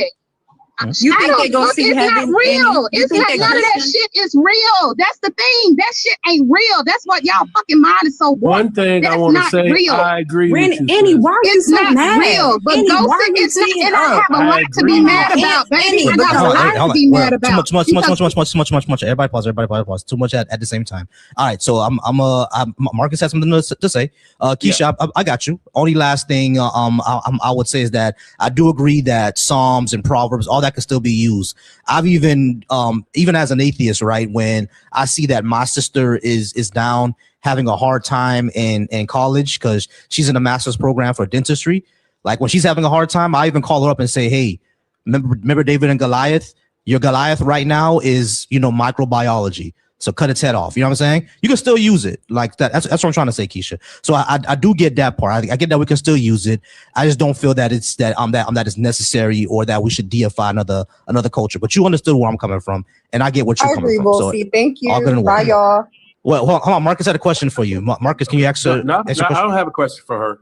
Okay, cool. I have a question for the young lady up top. Okay, gotcha. First of all, see you later, Keisha. I appreciate you. I'm sorry, Marcus. Go ahead. No, have a good day, Keisha, for real. Because even if we don't agree, you a black woman. But I don't like how y'all cherry pick stuff because in Deuteronomy and Leviticus, it also has guidelines for rape and slavery and all this shit. Like I'm not picking bits and pieces out and saying that this is good, this is an amazing thing. It has a lot of amazing things in it. Shit, a broken clock is right twice a day. That shit don't mean nothing. I throw that shit away. I know that's not what I need to be under, and given the historical implications of it, it was used to oppress people, not only black people, but white teen women and everything like that. Like, I'm not about to do that. Like, why do I need to hold on to that shit when I know that people were literally I'm gonna say this. I'm trying to be I'm not even trying to be politically correct, but people were black people. If y'all didn't know, in the US, people were made into oil if they didn't believe in this shit. Like they were ground down to oil. And they sold black people oil all over this country. They were made into shoes, leather shoes. Like, the mustache man got his blueprint from the US of A. So when y'all say this stupid shit, yes, I'm gonna get pissed off. I'm a black woman. I can embody the full spectrum of emotions, and anger is one of them. This is righteous anger, like y'all say. This shit is disgusting. Why would you want to believe in this shit? I can't be quiet, but I know you can. Let me get down in the comments. I'm gonna mute your ass. How about that? So they used to eat us, y'all. So all right. So Marcus, you did have a question, but make it really quick because King is gonna be up next, and then we're gonna go and get into it. But make it really quick, Marcus. Go ahead. Okay, so first of all, thank you, young lady up top. I agree with you on a couple of things you said. The second thing I want to say, when was Christianity brought to America? During like the age of discovery, right? When the Europeans started coming over here. Okay, let me go back. The Bible, which 75% of all Christians read something called a King James Version. They read it. I found out that King James Version was documented in 1609. Slavery happened 2 years after that. We personally, I don't know what Christianity is. I don't believe in it. I don't understand it. And I was raised in a Baptist church. I sung in the choir. I did all those things that a young man would do. But as I got older, I realized someone told us a lie. Someone preached, because think about this. The Bible, slavery started in 1600s. It was against the law for Black people to read, write, or anything like that. So we didn't have a Bible. Not until we were freed up. When we came free, they introduced the Bible and said, okay, yes, y'all can read the Bible. This is the holy book. This is everything. So I'm like, how can something be invented in 1600s all of a sudden is the right thing to believe in? So I don't believe in that. I just, this is my belief. Other than I'm gonna be quiet. I like what you're doing. And young lady up top, keep doing what you're doing. I agree with a lot of things you're saying. That's all I want to say. Gotcha. All right, y'all. So we're gonna real quick. Thank you, Mr. Marcus. No problem. Yeah, Brad. I got you. King is gonna go next, right after you, Brad. So just make it really quick. Bit of truth. I've spoken to you before. I think you're a Christian. Let me just go ahead and make sure I can get the position of the rest. All right. So Talking Gus, is that your name? Gus, can I get your age and do you have into a religious tradition? You there, Gus? I'm sorry, my bad, brother. It's not Gus. It's you can just call it Taj. But it's King is but yes, I'm 33 and I have I'm Israelite. I believe in the Bible. Gotcha. Mute up for me real quick. I appreciate you. All right, y'all. We got a Hebrew Israelite on the stage finally. And Beige, any religious tradition and your age, please. I'm over 18 and I'm Christian. Gotcha. All right, cool. I appreciate y'all. All right, so Brad, go ahead and say what you're gonna say real quickly. I was actually gonna ask you what you think about the Black Hebrew Israelite, because that's where I'm slowly leaning into right now, and I just want to know not just yours but also everybody in the whole chat what their opinion is on Reconsider, the whole. Brad. I just want to say reconsider. Run. I just want to say before you ask me what I was. This is your conscience talking to you, Brad. Run. Go the other way. I am a figment of your imagination, but don't you come back up here a month or two later talking about you from the Levant region and you a purple people eater or purple Power Ranger. Run. Do not deal with them folks. That's a fucking cult. Don't deal with them people. Yeah, don't do it. You're not an Israelite. You're a black man, and your ancestor was a West African who was making palm oil. All right, you are not in the Levant. Our ancestors are not Solomon, David, or Saul. Them niggas ain't us. All right, so that's what I'm a Hebrew Israelite as well, but I don't classify Hebrew Israelites as being a religion. I see it more as like a bloodline. So that's why when you said you didn't have any religion. That's why I didn't get to you.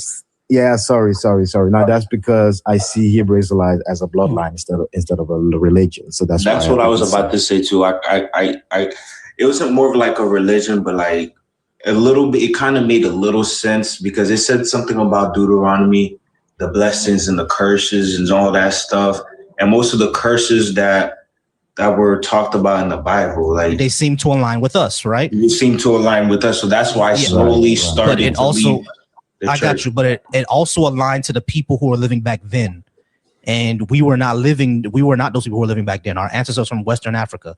There is no genetic or anthropological or linguistic data that shows that we're from the Levant region or that the Bible was written with us in mind. None. Yeah, but I get what you're saying, but it was not just that, but it also talked about like there was also a verse. I don't remember what it was. I'm sorry about that.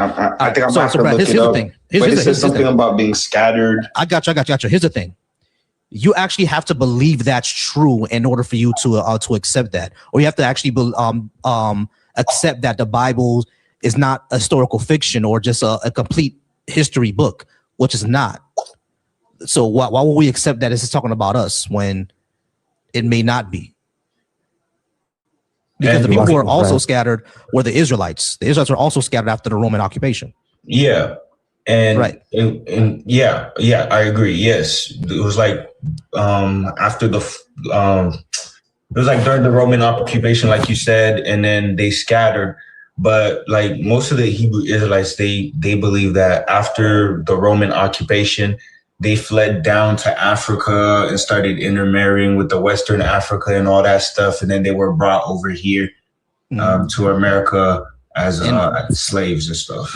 You see, and if that was the case, we would see it in our genetic pattern, and we don't. The only group of Africa that does have that is a group in Eastern Africa, I think called the Lumba people. That's where I'm from. Okay, so he's actually Jewish. So I can talk about that. I can talk about that easily. So Sisto is actually those people. Yeah. I want to correct everyone. Yeah. You want me to talk about it or no? Say something to make a correction. Mm-hmm. And this is only from my history.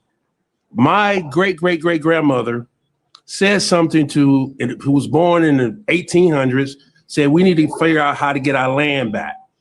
what she was saying to me, and I did some homework on it, that black people was in America before America was even thought of. We were here.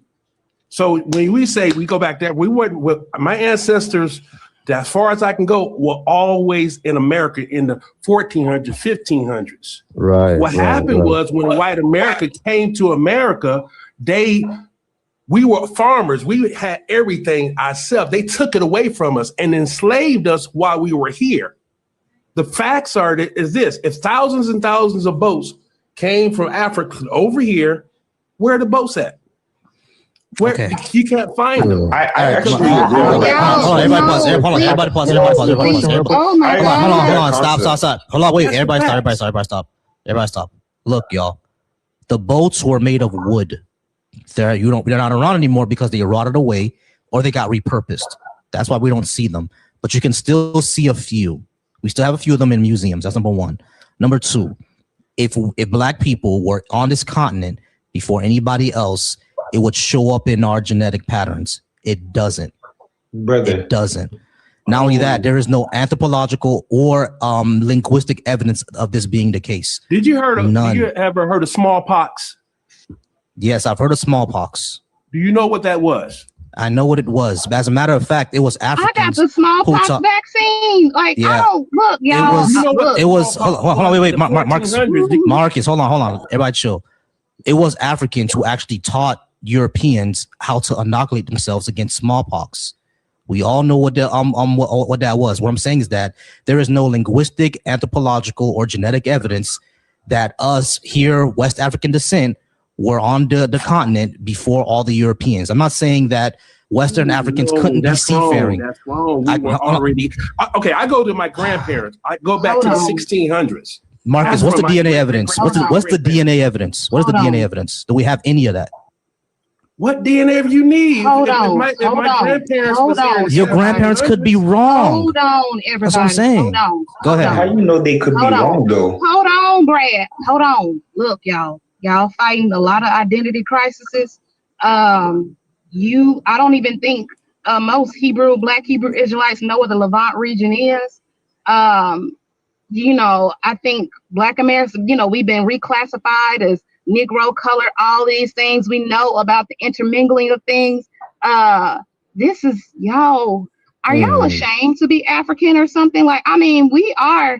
I don't even want to message Shaka, but this is pissing me off because it's like I wanted to talk about y'all done that pissed part. me off. Like, I don't know. Look, y'all, we the term are black was given by Jesse Jackson. Man, they shut up talking to me. They better be Please, my nerve shot. I don't look, man. I mean, she's right. We're the only people.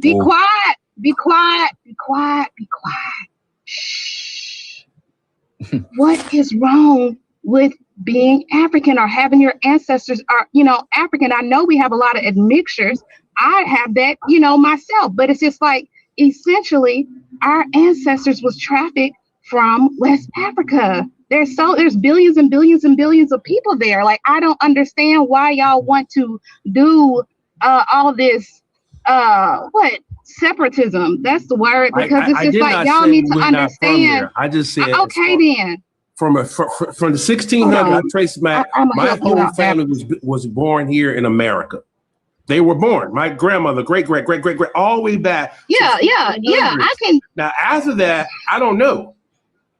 Right. So you don't know. Marcus, what I'm saying is, hold on, everybody pause. What I'm saying, Marcus, is that your lineage was here from the 1600s. You were part of the original Africans that were brought over here. That's what I'm saying. Your lineage is part of the original Africans who were brought over here. But to say that Africans were already here before slavery happened is just a lie. There's no evidence of that being the case. None. Right. Zero. This is the reason why this is one of the reasons as to why this puzzle is so difficult to kind of figure out, and how can we actually figure out what happened in the past. This is the reason why that when I went into the Bible, just really try to understand what is going on. I was just trying to understand.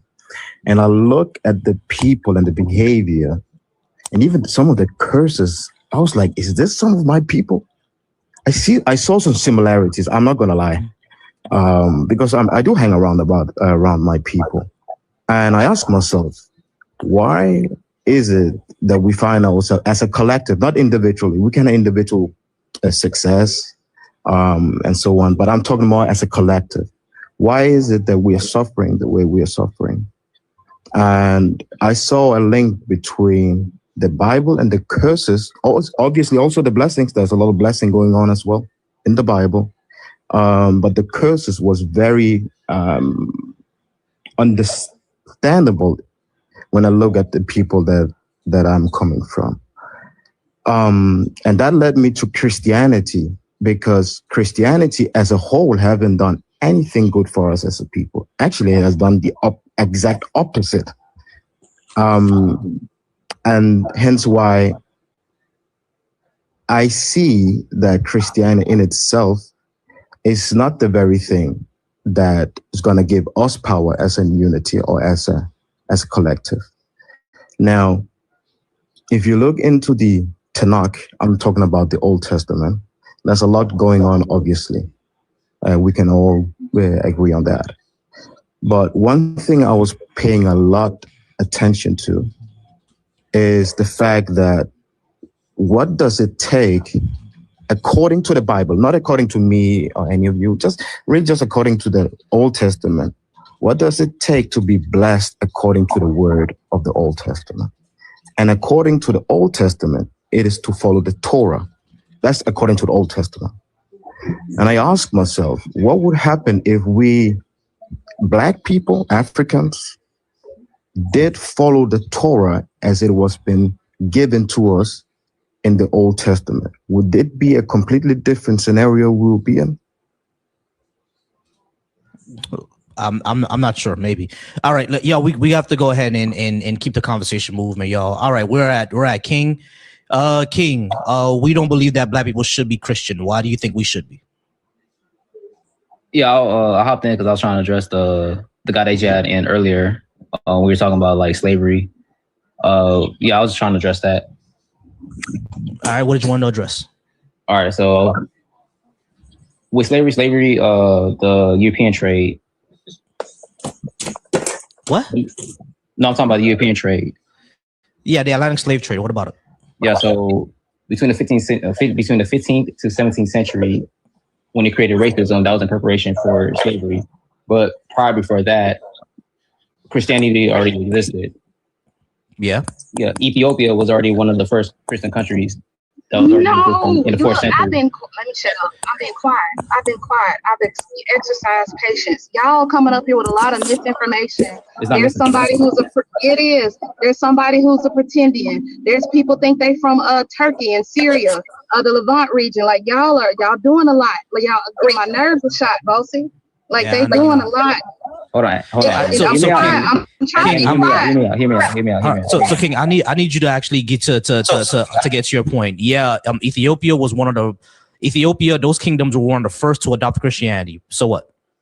No, that's what I'm saying. It already predates the European slave trade. That's what I'm saying. So it wasn't from Christianity didn't come from the slave trade. It was already. We didn't say that, bro. We didn't say that. God. Yeah, no, that's true. Hold on, y'all. Hold on. Listen. Give me a second. Listen. All right. We all know that Ethiopia was an early adopter of Christianity, but Ethiopia is one part of all of Africa, right? They ain't where none of us is from, bro. There was still Christianity. Hold on, King. Let me finish. Yeah. Hold on, King. My ancestor, your ancestor, they all came from a western part of Africa, probably the Yoruba kingdoms, Ashanti, Mali, Senegambia. That's where we all came from. Them niggas was doing voodoo and Ife and all that other shit. They wasn't Christian. All right. The way that they became Christian is through colonialism and slavery. That is undoubtable. When the settlers and the colonists first came over there, and then those kingdoms fell because of slavery happening, everything like that. That's when they all became Christian. The one that became Christian voluntarily in Central Africa was the king of the Congo, and he only did that to trade with the Portuguese. After the Congo kingdom fell into a civil war, the Portuguese invaded, took over the Congo, and forced everybody to be Christian. So that's why the same thing happened in Ethiopia too. That's what pisses me out. The same thing happens in Ethiopia.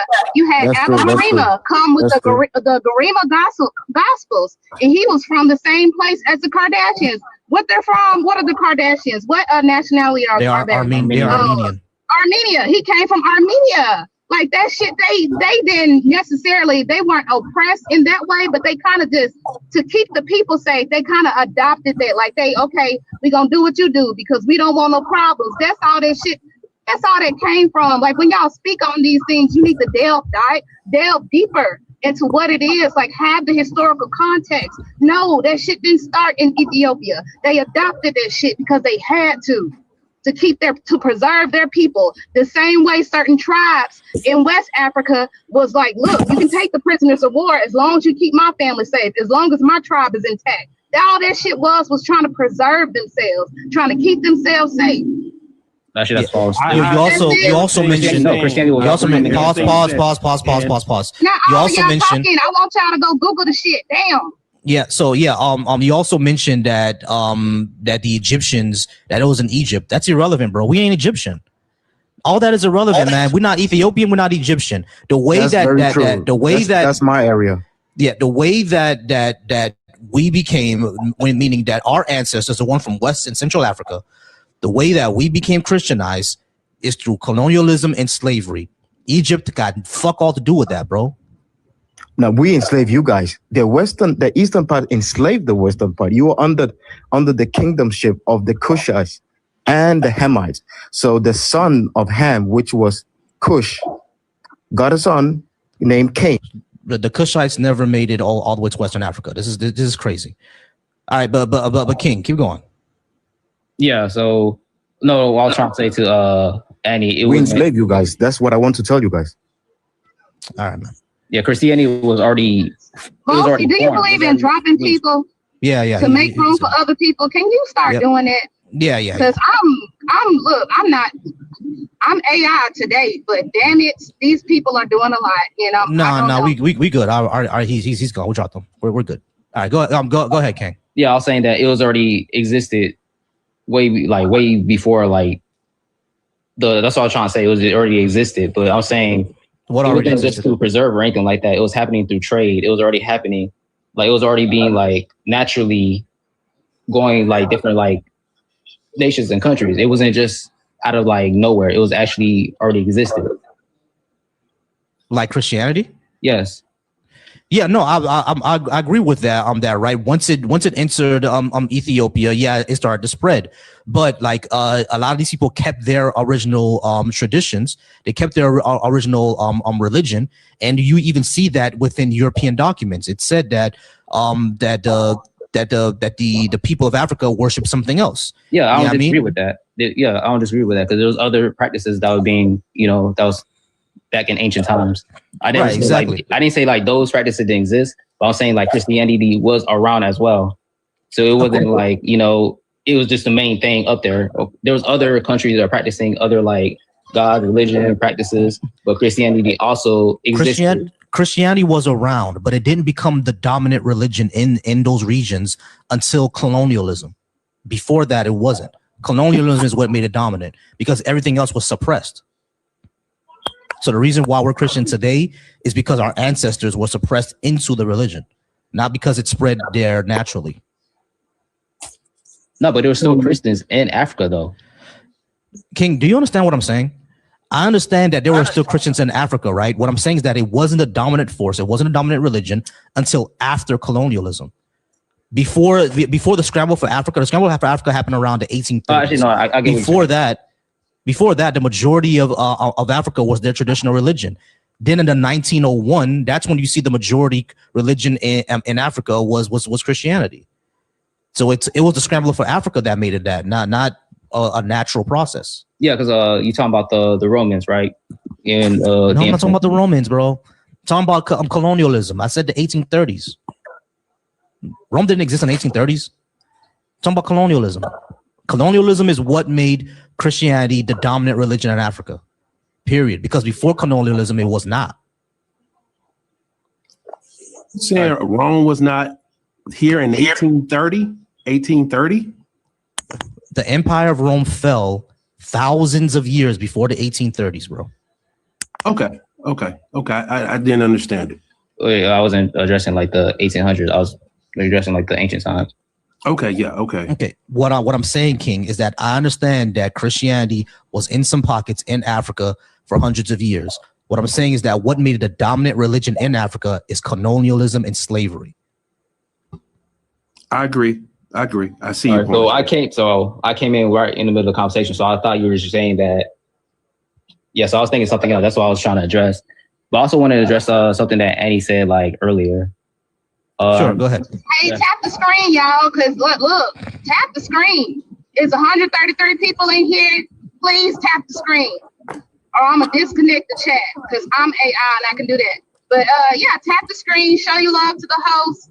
You don't necessarily have to gift anyone in the panel, but make sure you are tapping the screen, keeping the live relevant. You know, whatever somebody says, you can, no, you shut the fuck up. Your mama should have shut the fuck up. You know, your mama should have swallowed you or had your fucking ass running down her leg. Instead, you here. So tap the screen, bitch. Tap the screen, Jetty. Don't talk to me. Shit, I wish your mama would have shut the fuck up. So swallowed your ass. All right, y'all. Quick commercial break. Good protein. So tap the fucking screen. All right, y'all. Quick commercial break. All right, y'all. Appreciate everybody who's watching me over on the Volcy Thoughts channel. I appreciate y'all. Big win on those numbers right now. Right now, we're close to 5,000 views over on the Volcy Thoughts live. And I appreciate y'all. Y'all go ahead and keep pumping it up. Let's see if we can get to 10K today. Keep sharing it. I appreciate it. All right, over on the Deconstruction Junction, I appreciate y'all there. Shout out to y'all. Over on Black Atheist Coalition, all y'all are still arguing in between each other, arguing between yourselves. And I already told y'all the link to join the live is already pinned. So you can go ahead and join it over there, okay? I appreciate y'all. We will have a phone number next week just to read some super chats. All right, for Keith, thank you for the $5 super chat. He says, do you guys got a toll-free number? I'm on mobile. We don't have it this week. We will have it next week. All right, I'll bring it back next week. And we got $1.99 from Resist. He said, I'm cooking today. Hey, I appreciate that, Resist. You're always here in the comments and always supporting me. All right, guys, keep tapping that screen. We're going to get to 40,000 likes within the next 5 minutes. Tap, tap, tap, tap, tap. Or Annie's going to go ahead and shut up those comments. All right, King. And I want to apologize to you, sir. And Annie upstairs. I want to apologize. As we were talking, I went up and did some on Google and found out that Black America came here in the 1500s. Mm-hmm. Everybody is derived from Africa, some part of Africa from the beginning of time. We're some part from Africa. So I apologize because I stood on my grandparents, my great-grandparents of saying that, hey, we were from here. No, everybody in the world came from Africa for some way, somehow. So I apologize to both of you and the young lady upstairs, okay? You know what, Mr. Marcus, don't apologize to us. You're good. And I'm going to tell you a story. My folks are from Mississippi. They call me Mississippi Masala back home. It's a lot of us that look to other people and they will say, oh, she must got some Indian in her, or just always that bullshit. You know, we thought that was true because our Grandma Rosie used to always say that, and she looked kind of different. But there was a lot of shame after we did a lot of, we did our genograms, we did a lot of genealogy. We were like maybe 8% Native, and the rest of it was great. Like it was Irish. And what else? Irish, some folks from Normandy. It was that. Like, we have to understand the atrocities of enslavement. Even out of enslavement, they had, you know, with the one drop rule, they had so many white passing Black people. They created something called the Blue Vein Society, where they had the paper bag test because it was so many people who were inundated, who were infiltrated with all this of whiteness. I'm gonna say it like that. But a lot, you know, we're ashamed of that. We don't want to say, look, you know, some of us might have been mestizo, some of us might have been octoroons down the line and decided to marry the Blackest person they could meet, which happens a lot in my family. Like, a lot of the women are color struck in a way that they want the Blackest man they can find because there's so much shame to deal with that, you know, great blood. They used to call us swamp rats in school or swamp niggers, all of that because of that, because we look like that. And it just like, man, it's just like we have to talk about what happened during these times to like, release that shame, release what happened. But yeah, we were great into infinity. That's why people look the way they look. And the same thing with Brazil. Like that's all it is. It's just great blood. Excuse me. Go ahead, Brad. This was a great conversation, but I actually got to go. Is there any are you hosting stuff like this every single day? Because I would love to tap in more and have conversations. I got you. I do these every Thursday through Sunday around Thursday and Friday. I do them around 6:30 to 9:30 to 10 o'clock, and Saturday and Sunday I do these from about 1:30 to 3 or 4:30. Oh, okay. I mean, I just hit the follow button, so I'll get notified. So, not a problem. Hey, I appreciate you being up. All right, Brett. Of course, safety. Have a good one. All right, King. I do apologize. We did take a lot of time from you. I can go ahead and start the clock over again from about 5 to 7 minutes. Yeah, you can give me 5 minutes. I'll give you 5 minutes. All right. So what did you want to actually address? Because I think you said that you misunderstood what I was trying to say. No. I was trying to address what Annie had said earlier about. Okay, go ahead. Yeah. So the slave, like when she was talking about slavery from the biblical times. Yeah. That's not the same slavery as the 1800s. It is. It's chattel slavery. It's chattel slavery. It is chattel slavery. It's chattel slavery. It's chattel slavery. It's chattel slavery. Go give me a verse. Go look in Deuteronomy. Go look in Leviticus. It's chattel slavery. You owning somebody until perpetuity. Perpetuity is until unaliving. It is chattel slavery. It's chattel slavery. Don't argue. Don't talk to me. I'm AI. It's chattel slavery. Okay, just go look it up. It's in the book. Define chattel slavery. I'm not talking to people who are unlearned. It is chattel slavery. You don't argue with me on this. It's chattel slavery. It's chattel slavery. Slavery back then wasn't slavery. It's chattel. It was a contracted job. So basically. All right. So here's the thing. Did he mute? Yeah, I think he muted. No, she muted. All right. So, okay. All right. So when you say that it's a contracted job, the thing is when we look in Leviticus. And we look in Deuteronomy. These are not contracted jobs. These are forced labor. No. I can bring up those verses if you want. Hold on. Let me explain before y'all mute me. Let me explain first. Yes, it was a contracted job. So it was either for go get the verses. Go get the verses. Go get the verses. Go get the verses. Cite your sources. Go get the verses. Go get the verses. Go get the verses. Let me ask you a question, King. People out there in debt, poverty. Let me ask you a question, King. Let me ask you a question, King. Leviticus 25:44. Is that about people in debt? Hold up. Let me pull up the verse. Okay, I'll read it.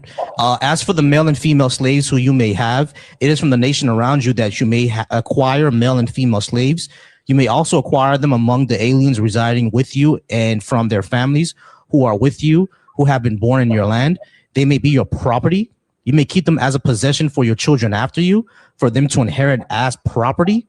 These you may treat as slaves, but as for your fellow Israelites, no one shall rule over them with harshness. This is from the NRSV, which is the scholarly Bible, the one that the scholars use. So this doesn't say anything about contracts or being indentured for a while. This is chattel because they're property, and now that you can pass them on to your children, which means that they're slaves for life. They're property. So this is not a contract. Them some dirty mother who wrote that. Them some dirty. That was dirty. There's also Deuteronomy 26. It says, when you draw near a town to fight against it, offer it terms of peace. If it accepts your terms of peace and surrenders to you, then all people in it shall serve you at forced labor. That's Deuteronomy 20, 10 to 11. Yeah, so forced labor is slavery, but it's not a contract.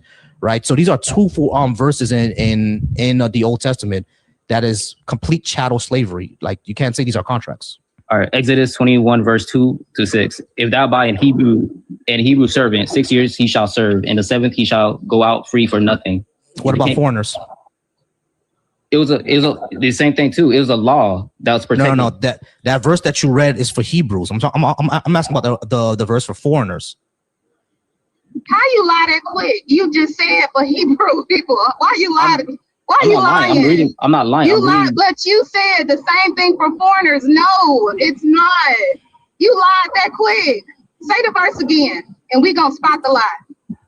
I was reading. Is a response to the contract. He said there was no mention of no contract. That's what I was responding to. And he asked you a question. He said, "What about foreigners?" And you said, "Oh, that's the same too." No, it's not.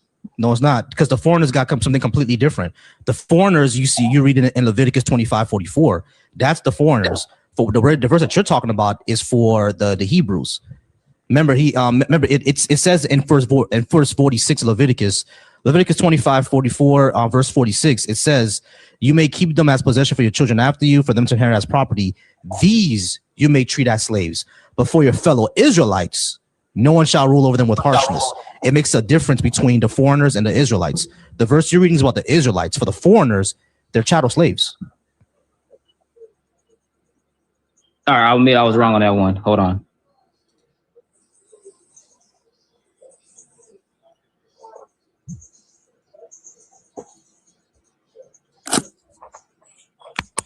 Can I chime in or no? I don't want to be rude. I'm so sorry. Oh yeah, we're gonna get to you. We're just going down the line. Go ahead, King. We do only got a few moments left, Right. but I'm gonna go ahead and let you get that out. Go ahead. I'm sorry.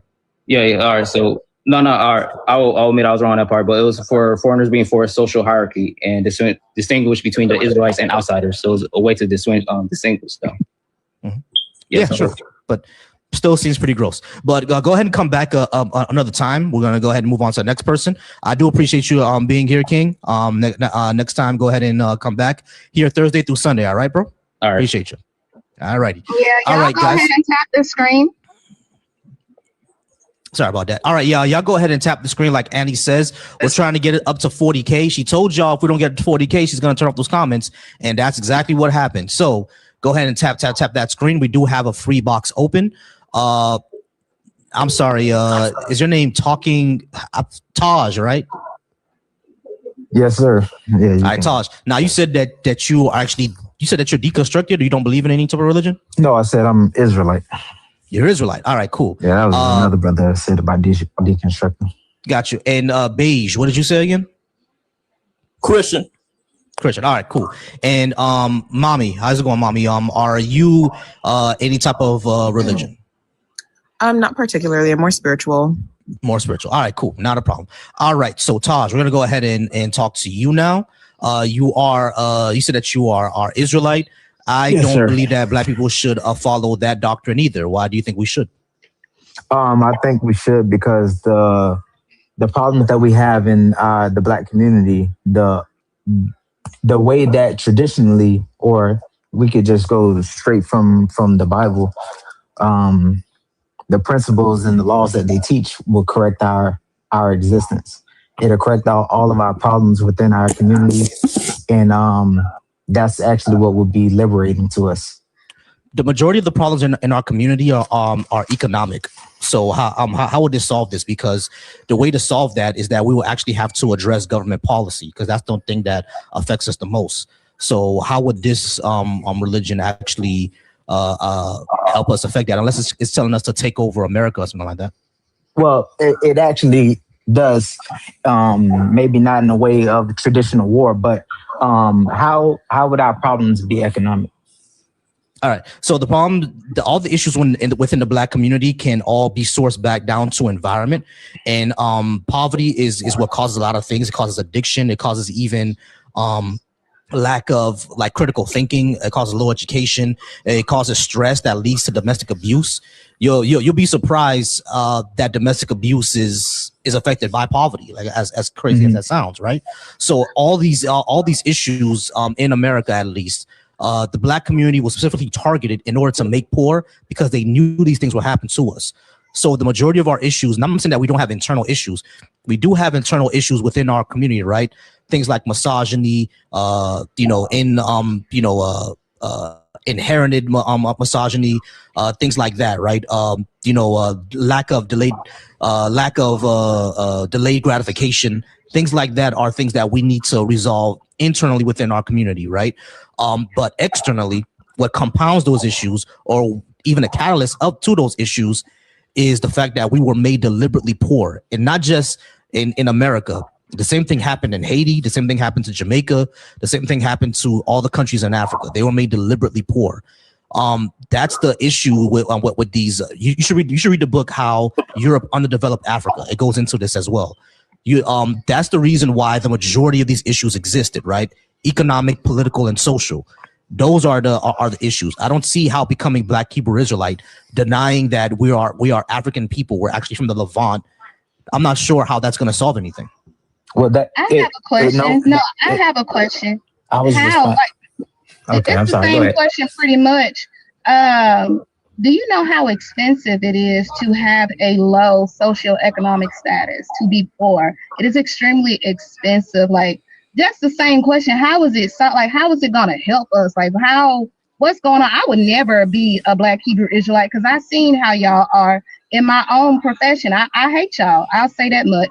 I hate y'all. If you follow any spiritual, I hate y'all. Oh no.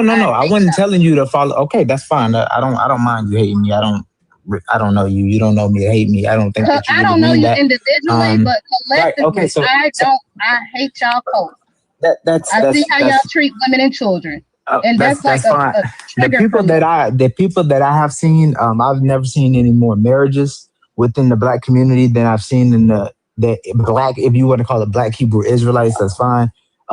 Within those type of settings, I've never seen Black men look out or hold other Black men accountable the way that they do.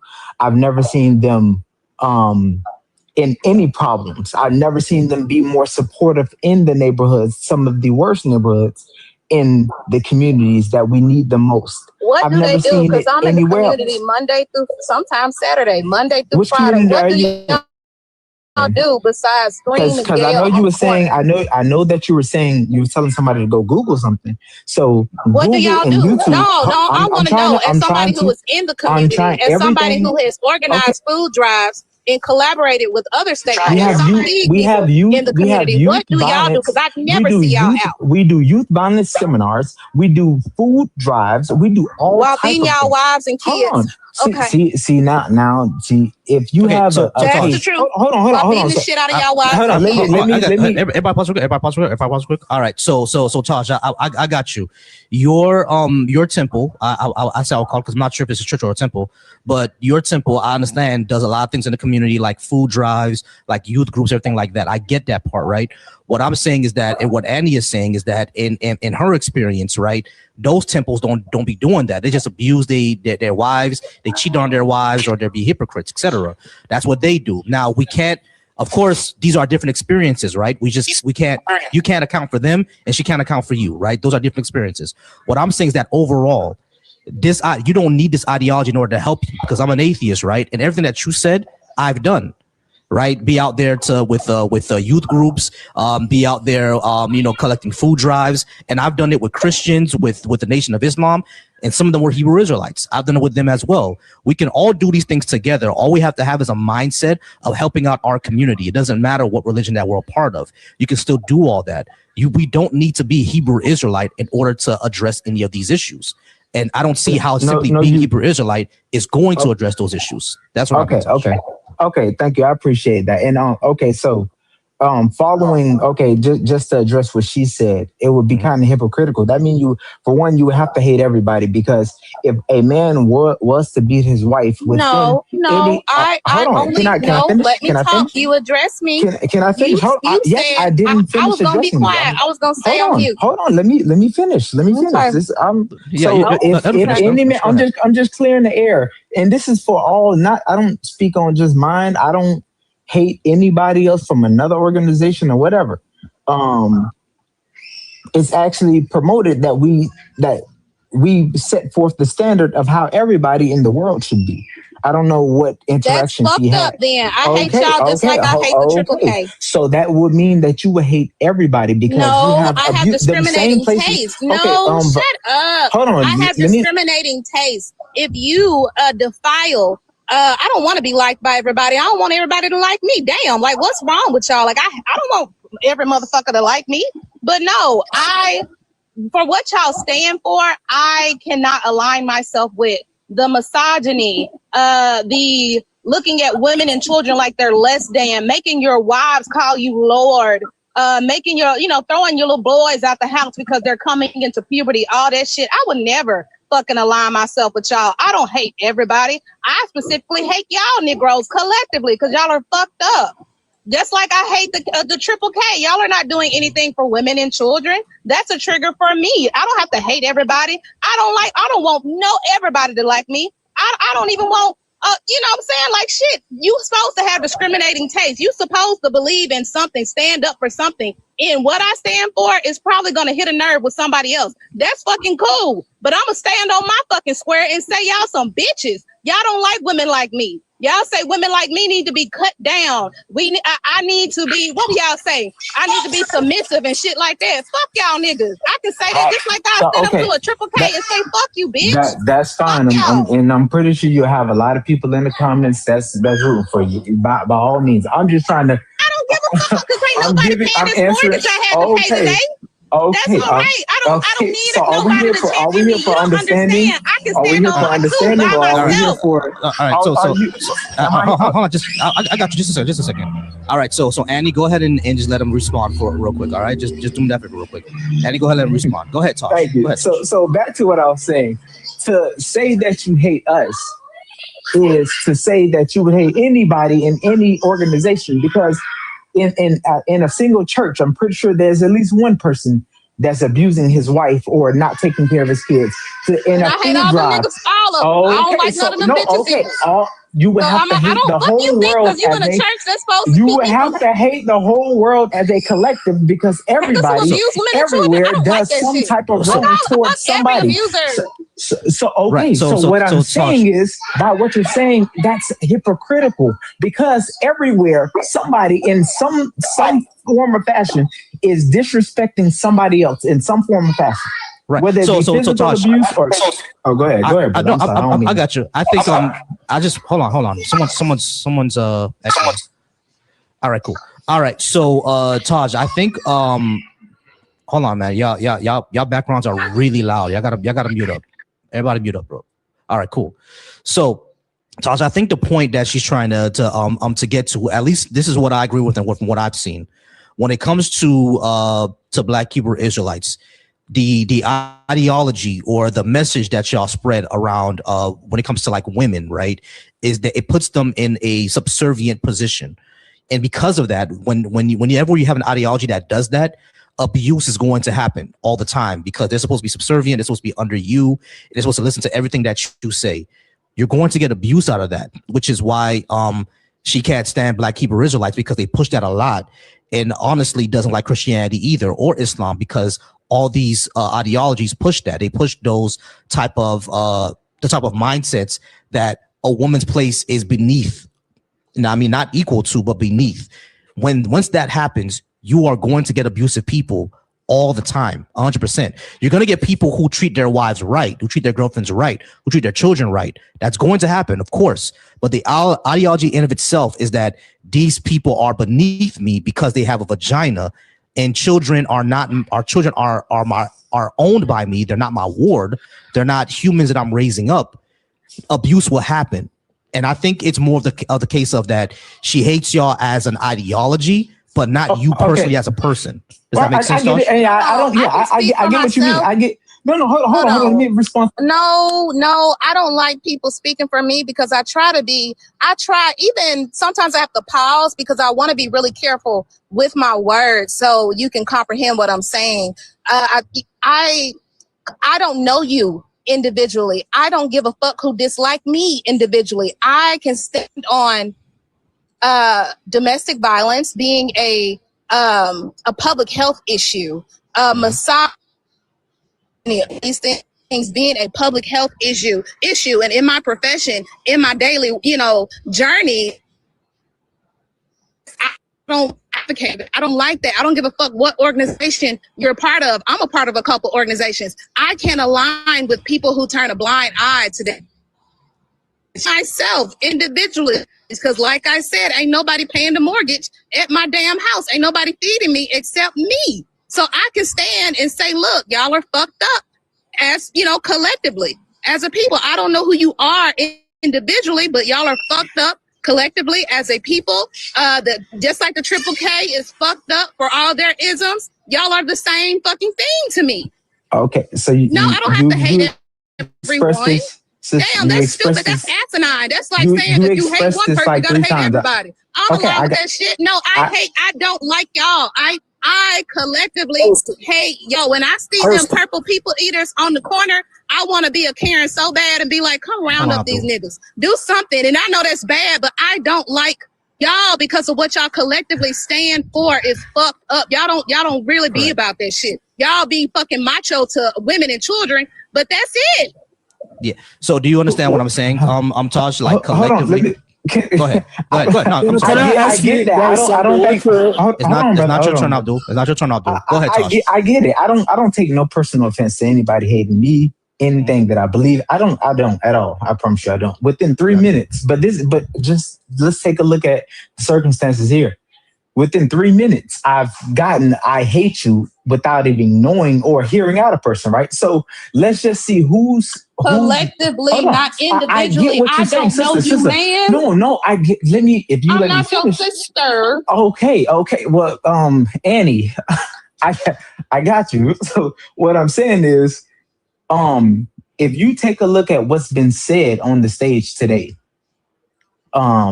as far as even conversations before I started, it seemed like the religion that or whatever moral belief that you follow would bring up more hatred or destruction to our people than what anybody else has been saying on stage. You ain't my people. I have a, you know what? I'm going to say this. I have a sweater. If I'm not your people, how are you not? I have a sweater that says all abusers should DIE. And I wear that sweater sometimes. I've worn it to work. I don't give a fuck. Collectively, y'all are fucked up. Until I see y'all collectively dragging out the abusers out of y'all cults, out of y'all homes, and beating the shit out of them, taking them to the fields and saying we won't stand for this shit. Collectively, y'all are bitches to me. And I'm going to say that. Because I'm the one, I have been on the lines of saying, look, let me do your safety plans. Let me help you with your children. Let me do this. Like you trying to be willfully obtuse and you keep talking over me because you think I'm lesser than you because I'm a fucking woman. That's why you can't hear my ass. I done told you over and over again, I don't know you, man. That's and I don't give a fuck who don't like me because I can pay my own motherfucking bill. I do not take personal offense to anything that you're saying. You keep talking about individuals. You hate this person. You gotta hate that. No. I'm saying them as a collective. I'm saying everybody else as a collective. I'm not. No, if you want to support a good cause, there's a creator on here. He has a clothing line. It's AR. Hey, brother, I'm gonna finish answering the question. So the question you said, why? You got it, man. Hold on, everybody, hold on. Taj, that was very disrespectful. I understand you've been trying to get your point out. That was rude. I don't know why you thought that was gonna work. I thought I was on the clock though. I thought I don't see a timer and. Chelsea okay. I thought I was asked a question. Yeah, you're still talking. Okay, I don't mind. I think you don't mind going back to the comments either. Because I'm trying to have an actual conversation with you, but it seems like you're still upset about what went down between you and Chelsea. That don't got nothing to do with me, right? But we're not gonna talk when other people are trying to talk. I don't get disrespectful. Don't worry about it, Tosh. Anyways, right, cool. Hey y'all.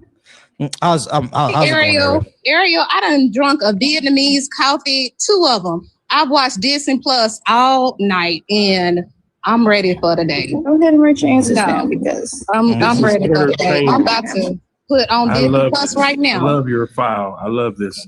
This is entertainment. This is amazing. All right, I did want to talk to him. Like I had a question, but I'm not doing that. We're not gonna. Yeah. I want to talk to him as well because I don't think that he kind of understood the point because he did say that Annie's ideology would end up with more harm, and I disagree because her whole ideology is stop harming women and children. I don't think that's going to cause anybody to have destruction, and if that's the case, yeah, I mean, so I disagree with you there, Taj. All right, Beige, how's it going, Beige? It is your time to shine. After that, it's going to be Mommy and then Abdul because Bakum already know your position. All right, so Beige. You did say that you were Christian.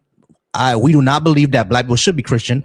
Shout out to my mod Ariel. Ariel will also mute, block anyone who and she's quick with the trigger finger, so y'all be careful, all right? Beige, we do not believe that black people should be Christian. Why do you think we should be? You there, Beige?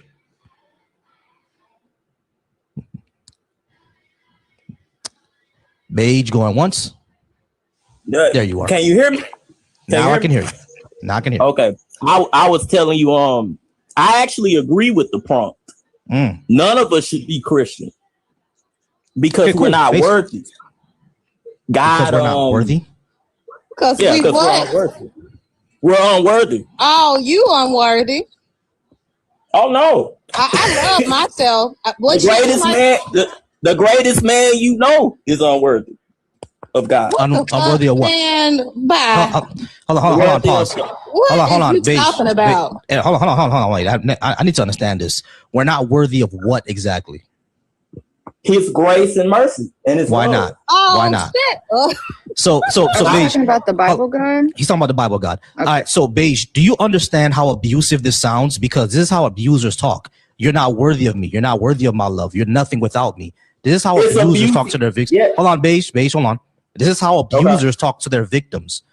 So if you're saying that and now not only that, this is how victims sound when they're talking about their abuser, that I'm not worthy of him or her. I'm not worthy of their love. I'm not worthy of this thing, et cetera, et cetera. You are worthy because you are a human being, bro. Why would you not? Why would you denigrate yourself like that? That sounds crazy. Well, God's damn, I forgot what I was gonna say. Because it's shit. Okay. Won't he do it? Won't he do it? All right. You want to talk about shit? Stop. Okay. Why you want to be in love with a jealous God? God don't like your ass. God don't. What the fuck? Why you want to be in love with a sensitive ass God? When a rabbi get talked about because he bald headed, he's a bald nigga. He up here going to unalive all the fucking kids. Bald niggas, shit. bald nigga. I had a bald headed daddy. Yeah, he unaliving all the fucking Answer kids. your question. Who is the God you're talking about? What God you talking about? I don't want to know that motherfucker. The God that never gave us a name. All right, so Beige, are you talking about the God of the Bible? Beige, no. Beige, hold on, Beige. I'm sorry, Marcus. Give me a second. I know you want to get into it, but Beige, are you talking about the God of the Bible? Yes. Okay, cool. The Go God ahead, Marcus. never told us his name. I got you. Go ahead, Marcus. Go ahead. Sir, did you know God is supposed to be you? God is in you. That's it. Yes, he works through. I'm his vessel. We can be his vessel. No. You keep saying like it's a person or I got to go do this. No. Each one of us are gods inside of you. That's it. That's my belief. Yeah, God isn't possessive. We are gods. We belong to God. Yes. So what are you talking about there? We belong to God. Oh, so Beige, if we're all God and we belong to God, how we're not worthy then? That's kind of crazy. That was it. That was it. Yeah, I don't own anything worthless, right? Like this laptop right here that my job gave me. Like it's not worthless, is it? Because if I lose it, I might get fired. So is it like anything that you own, like anything that belongs to me is not worthless? So how are we not worthy if we belong to God? Doesn't make sense. Because of our constant betrayal and sin against him since the beginning of time. But that's you. That's the devil. That's you. But didn't God know? So Beige, is God all knowing? He's all knowing. All right. So he knew. Cool. So that means he knew. So that means he knows, but he knows I'm not going to pick the choice, isn't he? Not necessarily. So he's not all knowing? He's all knowing in the sense that he knows every possible direction something can go. But he doesn't know what direction I'm going to choose. He may choose not to. So that doesn't work. So Doctor Strange is more powerful than your God. Like your God doesn't seem like he's omnipotent, omniscient, all of these things, because like your God could foresee what's going to happen. He could foresee every possibility. Like according to you, your God ain't shit. Doctor Strange is somebody you should be worshiping because Doctor Strange know everything. He know what you gonna do, what's gonna happen. He see all that shit. Your God ain't weak as a motherfucker to me. Dr. Strange doesn't have any power. What shit lets he do? Your God don't have any power too. Your God don't have no motherfucking power. Cause I be damned if I have all the fucking power in my hand in my creation that's fucking up. I can't do shit about it. The devil, I created the fucking devil. He just wreaking havoc. I can't do shit about the motherfucker. No, you ever heard your parents ever tell you I brought you into this world? Mama. No, man, y'all fucking weird. Y'all don't even make sense. This makes absolutely no sense. All right, so God is all-knowing. He knows all possibilities. Let me watch but Dr. for some Strange reason, before they have trivia about Dr. Strange. For some reason, hold on, Beige. Hold on, Beige. Hold on, Beige. Hold on, Beige. Beige. Listen. All right, so God knows everything, but for some reason, he didn't know that his son Lucifer couldn't stand that nigga. And he got 1/3 of his angels to turn against him.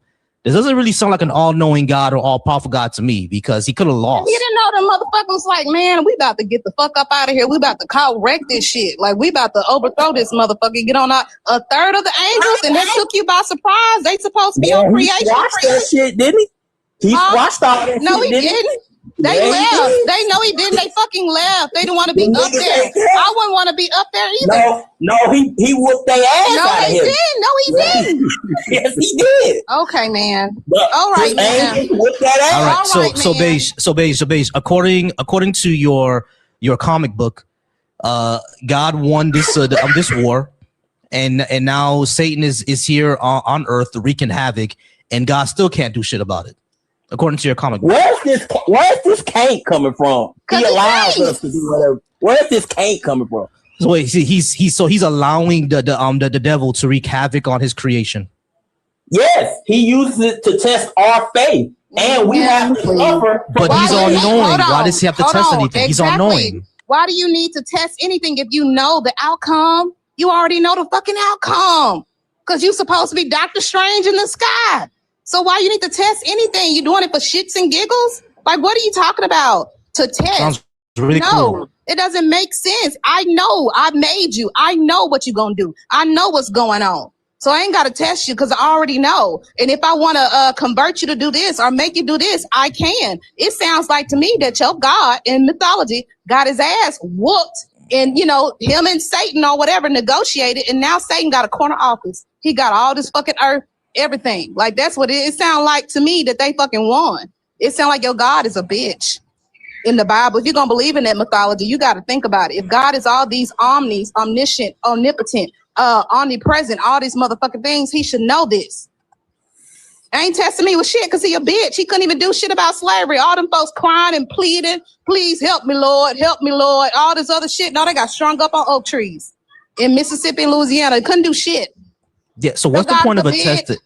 So what's the point of the test if he already knows what the answers are going to be, Beige? What's the point? I don't get it. Beige, can you tell us the point? Hello. I'm sorry. This is. I love this channel. Yes, I love Dr. Strange. I watched Dr. Strange yesterday because I said, you know what? They're gonna have a trick question on trivia, on the Disney trivia today with Ariel and Petty. So I said, let me watch Dr. Strange. And I was like, man, I like Dr. Strange. Oh, Dr. Strange is a good movie. Yeah, I watched it at 3:00 in the morning. Mm-hmm. You know what's so funny? I'm on this channel because I was bored and I was just flowing through the channel. And if you only knew what I do for a living, you'd be laughing at me. But anyway, I had something called a writer's block. I've been a writer for 35 years. I've written a lot of books, and I couldn't think of nothing to write. All right. But now, coming on this channel, I'm laughing. I needed to laugh, not because of the truth. It's just I can't believe it. And you two up there, y'all, I don't know if y'all co-signer to each other. Y'all should write a story. Y'all got a book to write.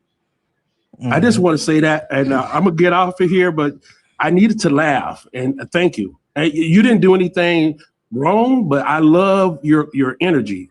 So keep it up.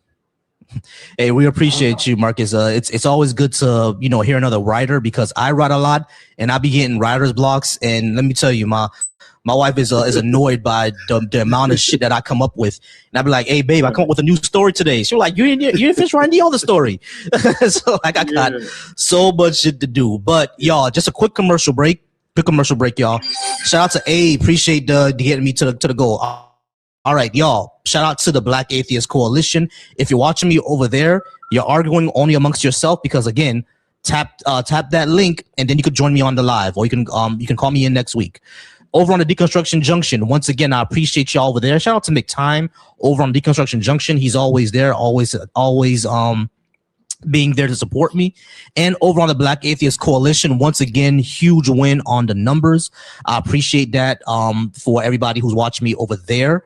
We're gonna be on for maybe another 20 or 30 minutes because I gotta go grocery shopping, but I do appreciate all y'all being here. All right, I appreciate y'all. All right, mommy, how's it going, mommy? It's your time to shine. We do not believe that Black people should be Christian. You told me that you are spiritual. So just for clarification, is Jesus your Lord and personal Savior? I can't really answer that as like a yes or no, and here's why. It's not that I'm particularly polytheistic. I feel like, especially like in the Caribbean, when they forced us to learn spirituality, there's a lot of our own spirituality that we had to maintain and mix into the Christianity to not lose our culture and like lose our roots. And that's just like kind of like how I kind of like learned to understand it, like different practices such as like Santeria and like voodoo and things like that. We were kind of forced to like mask our deities into saints and things like that to be able to continue to worship and not worship, but to continue to like be connected with them. So when I say yes and no, it's more so like a thing of like, yes, but not in the Christian sense, if that makes sense. Not in the organized religion sense, if that makes sense. But like more so like in a, you feel me? Like kind of I feel it. You're a syncretist. That's not a problem. I don't have any beef with that. All right, cool. Not a problem. Hey, I appreciate you. Keep staying up here. All right. Abdul, how's it going, Abdul? Are you at least 18 and are you a Christian, Muslim, or Black Hebrew Israelite? Yeah, I'm 21, but I'm not a Christian or a Muslim or an Israelite. Oh, okay, cool. So it's family talk up here. Yeah, go ahead. Yeah, I was saying like I'm from Africa, right? From South Africa. So our religion is like we believe in nature. So everything that we create is all about our imagination. Like look at the phone. Everything that you are holding right now, it comes from the soil. You know that, like cobalt mineral. So everything that is around us is going to go back to the soil. You know. Okay, cool. I don't know if you get me. I got you. Give me 1 second, Abdul. All right. So, mommy, you said you do have sort of a mild hot take. What was that? What were you gonna say? The reason why I'm calling it mild and not like completely contradictory to your background, because for me, I personally don't think is that Black people shouldn't follow Christianity. I really feel like Black people need to learn the history of Christianity first before making that decision. Similar to the man that we had up here previously, I could tell he doesn't read his Bible. He just goes to church sometimes. He hasn't opened that book in years. I don't think he's ever read anything out of there. And I think that's a very common theme with a lot of Black Christians, or honestly Christians in general. They don't read their Bible. They kind of just blindly follow whatever the pastor preached that. But didn't you say in the comments that God didn't talk down about his people? I mean like in more subjective way, like in my personal opinion, I feel like he kind of just was describing his frustrations of the human race. But again, I'm not going to sit here and try to like defend Christianity because that's not really what I came up here for. My hot take was more so that I just wish more Christians would actually read the Bible. I feel like there's a lot of Christians who are so scared of African spirituality, but they don't understand a lot of that actually does mesh very well with the Bible. A lot of people demonize things like voodoo. They demonize things like Santeria. They call it witchcraft and they think it's evil. You're going to like burn in hell. But they don't understand a lot of that came from these African spiritualities. That's my mild hot take. Okay, no, that I actually don't really disagree with. If you're going to be part of any type of spiritual tradition, go ahead and study its history, study its effects, study everything about it. Like that's actually what deconstruction is. You know what I mean? Trying to see where your beliefs actually came from and if you can accept it. You see what I'm saying? And a lot of Christians just do not do that. They just accept whatever, you know? So I actually do agree with that. Now, when it comes to the biblical stories, I don't think any of that shit is true. You know what I mean? I think much of it is historical fiction. There's real people in there. You know what I mean? Like King David and shit. Yeah, that was a real guy. But did he strike down a giant or, you know, remove a 1,000 penis skins? I don't know why he was so obsessed with that, but did he actually do that? That probably didn't happen, right? So it's one of those things. It's more historical fiction than a real life history thing that could tell us the entire history of a certain area or region. Okay, I have a thing. No, hold on. I have a thing with people who say they spiritual. I think it's because, you know, Christianity is so stigmatized because people understand it's bullshit, and now y'all have a fucked up reputation because y'all say things that don't even fucking make sense either. Hoodoo, which is a practice, it's not religious or anything like that. It's a practice. It doesn't align with Christianity, Buddha, all of these things, Obeah, which is still banned in Jamaica today. It doesn't align with this bullshit. Like, it's not, this is bullshit. This patriarchal religion is some shit. It's not, it's monotheistic, it's violent, it's all of these things. It's actually the spirituality or the other practices are actually the antithesis to this Christianity. So it tells me that y'all really ain't looked into other things. Like, even when people talk about my name and it got Christ in it, it's Christmas, go look up the motherfucker and who was Annie Christmas or the figure in Hoodoo. Like, y'all just be saying shit. Like, y'all don't really be about what y'all be talking about because it don't make sense. Like, it doesn't fucking make sense, or else it would not have been ostracized, demonized in the media everywhere. Even the little print, I'm talking about Disney because I've been watching Disney all night because of Ariel.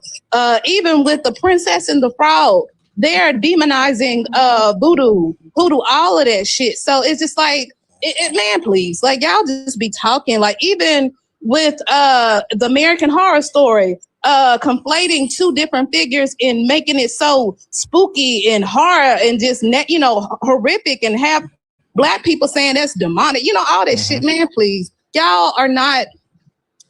Let me shut up. I'm AI today. Let me go back on. Look, let me watch Disney some more because I know come 6, I'm gonna be sleepy. The Vietnamese coffee done wore off. Erica gonna beat my ass in this trivia. No, I was actually going to want to ask for more details about that, mommy. When you say that these things can align or can mesh, I do know synchronism does happen, right? A lot of people who practice voodoo also say that they're Catholics because they synchronize a lot of those. Hold on, someone is. Give me 1 second. The person at the bottom. All right, yeah, that was a huge echo. Ram, you have an echo, so you may have to turn off your Bluetooth or wherever you're watching this from. But yeah, I was going to ask you more about how do you believe that they mesh, because I do know that people say that they're synchronous. Like I said, a lot of voodoo practitioners are also Catholic over in Haiti, but even over there in Haiti, a lot of the voodoo practitioners will tell you they're not sure why people call themselves Catholics. Like, these things are not one-to-one. You know what I mean? So in your opinion, why do you think they mesh? Well, that's kind of like what I was talking in the beginning of my statement of for survival purposes, in the islands, our slave masters would force us to practice religion. And the best way to be able to maintain African roots was to camouflage our spirituality into the Catholicism. And that's why I use the example of Santeria, for example, because a lot of it is kind of a mesh of the Yoruba spirituality and having to kind of camouflage that with different saints and santas and things like that. But we're not actually talking about actual saints in terms of Catholicism, but it's more so just more so focused on the African orishas and things like that. Mm-hmm. When I say they mesh well together, I mean and more so in the sense of the historical context of how it had to be mixed together for survival purposes. And a lot of Black Christians practice other spiritualities without even realizing it, because they do different ritualistic things that are literally part of different spiritual practice without realizing it, but it's so heavily demonized and it's so heavily whatever that they're scared to even acknowledge that or even consider that possibility. Like if you I actually said that in the beginning, like in Haitian churches, right? What we love to do a lot is praying in a circle. Like we walk around in a circle and pray. That came from Africa. You know what I mean? Mm-hmm. And they're not even noticing that's where it came from. Same thing with catching the Holy Ghost. All of us have been to a church for catching the Holy Ghost. That comes from Africa. White folks isn't doing that. Quakers don't be catching the Holy Ghost. Quakers were the first Christians here in America. They wasn't catching the Holy Ghost. You know what I mean? So it's like all that comes from Africa. You know what I mean? But give me 1 second, mommy. We could definitely talk more. I'm just trying to see if there's any opposition. Yeah, you're good. No problem. All right. Can I say something, please? Yeah, Abdul, you can say something, but you're not really opposition. But go ahead. What you want to say? Yeah, like I agree with you, bro. Like there's this religion called Eloi in South Africa. They also like make a circle when they pray for you, and then they light some candles and they take your photos to cast out like evil spirits. I don't know if you understand me, please. You get me? I know what you're saying. Yeah, like this thing, Christianity is like it's mixed with African traditional religion, you know. So these guys, they also believe in voodoo. Yeah, they believe in voodoo. Okay, cool. Gotcha. Give me 1 second, Abdul. All right. So Ram, you just joined, but you had your background was a bit louder, had an echo. Go ahead and come off mute for me now. There you go. All right, that's better. Are you at least 18, and do you have some sort of religious tradition? Yeah, I'm over 18, and no, I don't have a religious tradition. I wanted to address two things in particular. First, when it comes to religion, anybody who's ever actually read the Bible, and it doesn't take an extensive read to do this and to understand, first of all, the lineage of Jesus Christ is all fake. The Bible debunks that itself. If you go to it's Galatians chapter 4 from 19 down to 27, you'll see the scriptures tell you that Abraham, Isaac, Jacob, and the two women, the two mothers, those are all metaphors. Jesus did not exist, nor anybody in the lineage. So that's the first point. Secondly, Jesus already told you himself in Matthew, don't quote me on the scripture as far as the actual name and number, but where it says, many shall come in my name saying that I am the Christ and deceive many. He told you right then that he wasn't the Christ. I'm going to explain that. The way he told you is because most of us don't know how to read. Punctuation is supposed to be around I am the Christ. If you're going to quote the many, you have to quote the many in quotations as far as when you actually write. Jesus can't quote the many because the many hadn't spoken yet. The many hadn't came. What he was telling you was a prediction. So when he said many shall come saying that I am the Christ, he actually told you that many will come saying that claiming he is the Christ, not claiming that they were. The next thing I wanted to talk about and to address was the fact that I personally don't think that our problem is purely economical primarily. I believe our problem specifically is identical. And the reason why I say that, if you take two families, let's just say for, just like a parallel.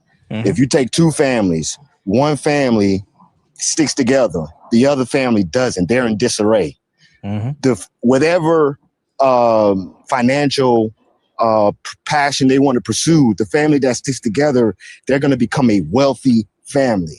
The second family that don't stick together, you may have wealthy individuals, but the family is not going to be wealthy.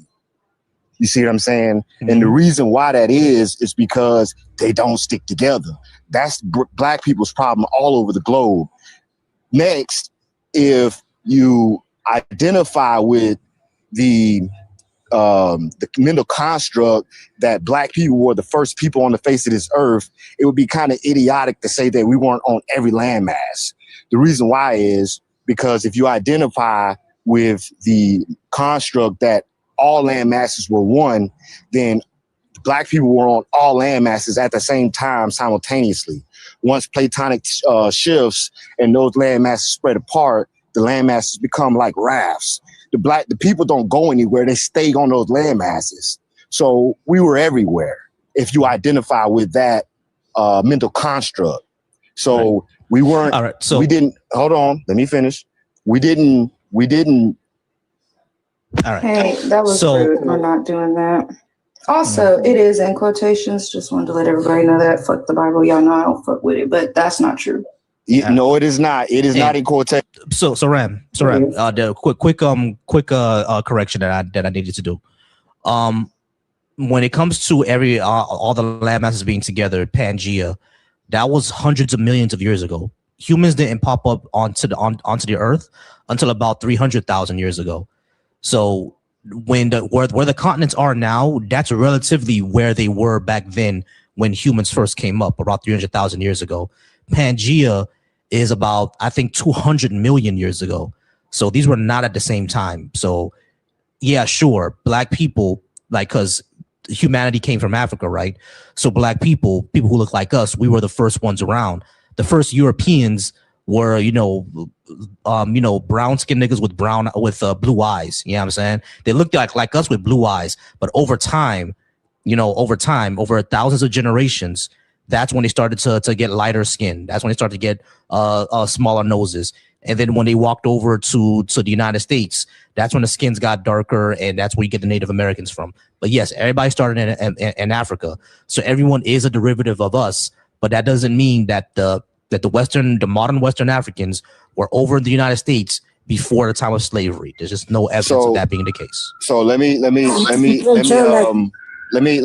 add this. So if the first people on this earth were our hue, our complexion, because you don't see anybody still changing complexions at this time in age, right? This day and age. So if everybody on earth was our color, and at one point in time, are you saying that the only way that the people that came to America came through slave ships, as far as black people? As far as that's the evidence that we have right now. Where did you find that evidence? Can you point me in that direction? Because yeah, sure. Okay, that's not a real point, but I'm saying the reason why I say that is because if we were on Earth before everyone else, right, and everybody was melanated, a dark hue of color, then how can we not be on every landmass? I don't think that there was any landmass absent of black people before whiter complexion skinned people came into existence. All right. So hold on. So the Bible, he divided the land, and that was the Canaanites that went to the mountains. Hold on. Listen to what I'm saying. All right. So when it comes to humanity's beginnings and spreading all over the world, right? We all started on the continent of Africa. That's where it started. So that's where everyone on the planet looked like us before. Then over thousands of years, people migrated out of Africa, right? And they went to other continents. They went to Europe, they went to Asia, and they crossed over a land bridge to get to the United States. And that's what we see, that the skin colors change. The reason why we don't see the skin color changing now is because that type of process takes thousands of years to happen. It's not that, you move to Europe and all of a sudden your son is going to be born with blonde hair, blue eyes. That's not the way it works. It takes thousands of generations for that to happen. Yeah, I'm gonna say this because I'm watching Anastasia right now. Hold on. Damn. Like, y'all, it's good to invest in not even invest or just take some time out. Yeah, I guess you invest in your energy in taking a cultural anthropology class. I know they got free ones at MIT. I think they still do. Don't quote me, but a lot of colleges, they have free courses. But Homo sapiens evolved in Africa, and it was like approximately 300,000 years ago. And I think it was maybe 30,000 people, but they evolved over time. Like they migrated over time. Like these were versions of humans. So, but it's like it's over time. Like y'all have to understand evolution and how we were eukaryotic cells, like how we evolved over time. Like y'all are integrating so much mythology in what has already been historically proven. Like you're dismissing what's been historically proven for mythology, and y'all got to stop that. You know what? I actually agree with that, because I'll say this, because we look at the Bible, right? And we point out a lot of, we look at the Bible sometimes as if it's biblical. As if it's very historical. It's not. It's biblical literature. It's not history. Mm-hmm. So what people do is they point out different points in the Bible from the stories, and those stories aren't true. The principles behind the stories are. It's just like watching a cartoon.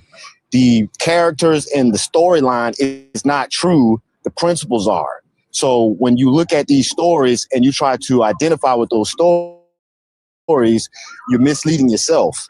Just like the whole thing is the word his story is his story. That has nothing to do with the word history. That's not. I agree. Because actually that would mean that history would have to be spelled with 2 S's, is it? No. Is it his story? I understand where people are relating to that meaning, but I agree with that too. I don't think that his story means his story. I understand where people are trying to gain a concept on that, but ultimately, if we take the word as we speak in everyday parlance or in everyday language, we're talking about over time. So, like I said before, when you look at the Bible, you got the platform of biblical literature and you got the platform of world history. These stories are not true. That's a cartoon. You know what I mean? So just like I explained before, Galatians chapter 4, 19 through 27, that debunks the Bible itself, debunks the whole Jesus' lineage backwards and forwards. And anybody can pull that up. And somebody spoke about the verse that I was talking about where Jesus pointed out that he wasn't the Christ. Any Bible, you can look in any Bible, especially the King James Version. Listen. Y'all love the King James Version. I don't know why. It is in quotations, but it's a single quotation mark because it's a quote inside of a quote. It has quotation marks. It does. Go check. Ma'am, I've checked that 1,000 times. I'm not arguing with you. I'm just pointing out a fact. Matter of fact, the last conversation I had with a person, we were, I can't remember where we were, but she had a Bible herself. We looked in the Bible. She had 2. She had the NIV and the King James. We looked up that same scripture. There's no quotations around that verse. Not any. Hey, Ram, which verse is that? What's the verse is that? It's I can't remember the verse. I have to Google it. Let me see. 24. Matthew 24. That's the chapter. That's the chapter. Which verse are we talking about? I'm not sure. Do you know, ma'am, which verse that is? I don't know right off the top of my head. You can look at the King James, the NIV. You can look them all up right online, and there's no quotations. Yeah, I'm looking at it right now. I'm seeing quotations, but I'm not sure which verse we're talking about. That's why I'm. It's the verse where he says, "Many shall come in my name." Are you looking at the verse, ma'am? Yeah, I'm looking at the verse right now. Jesus answered them. Beware that no one leads you astray. For many will come in my name saying, I am the Messiah. That is in quotations. I'm reading the NRSV. So you're reading the SV. Look at the King James Version. Yeah, the King James Version is not a good version though. So I'm not sure. See, why, this is my point. But you said any Bible, any version. You're wrong. Okay.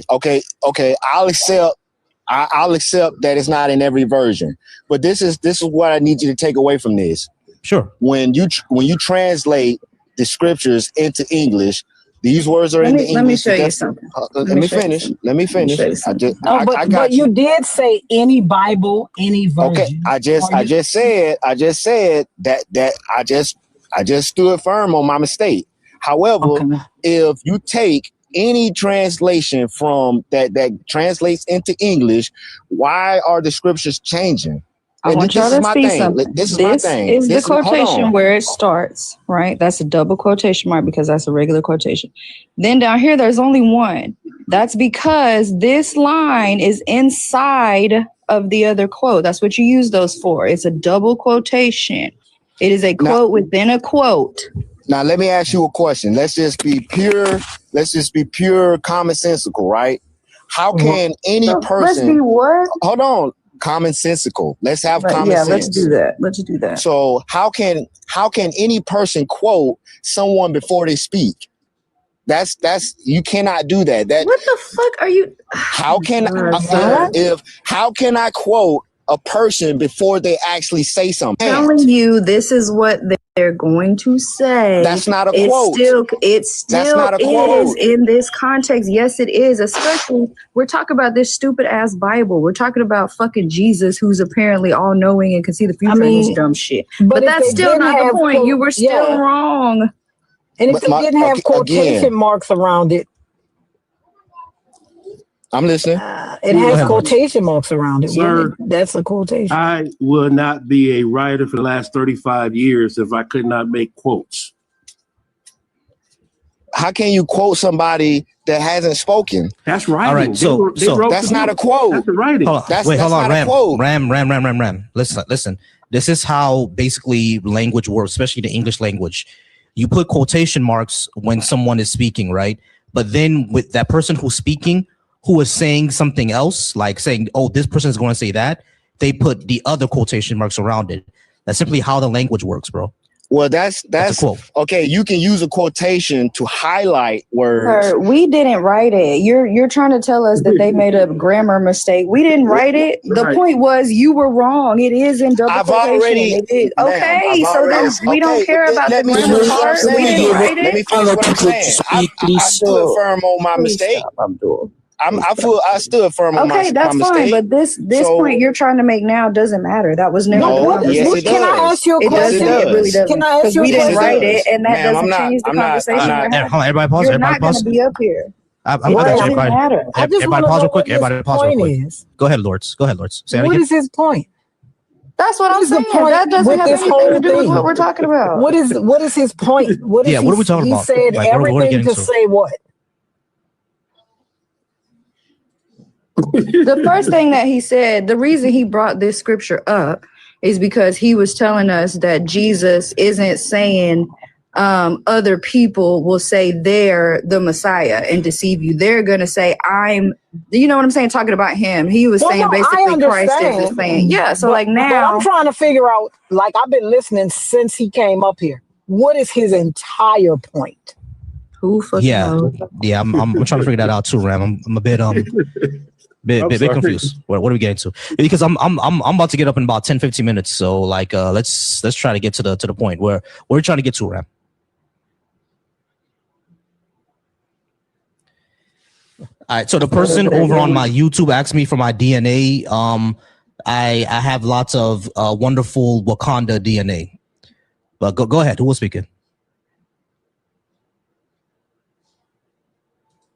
Ramdav, you're on mute.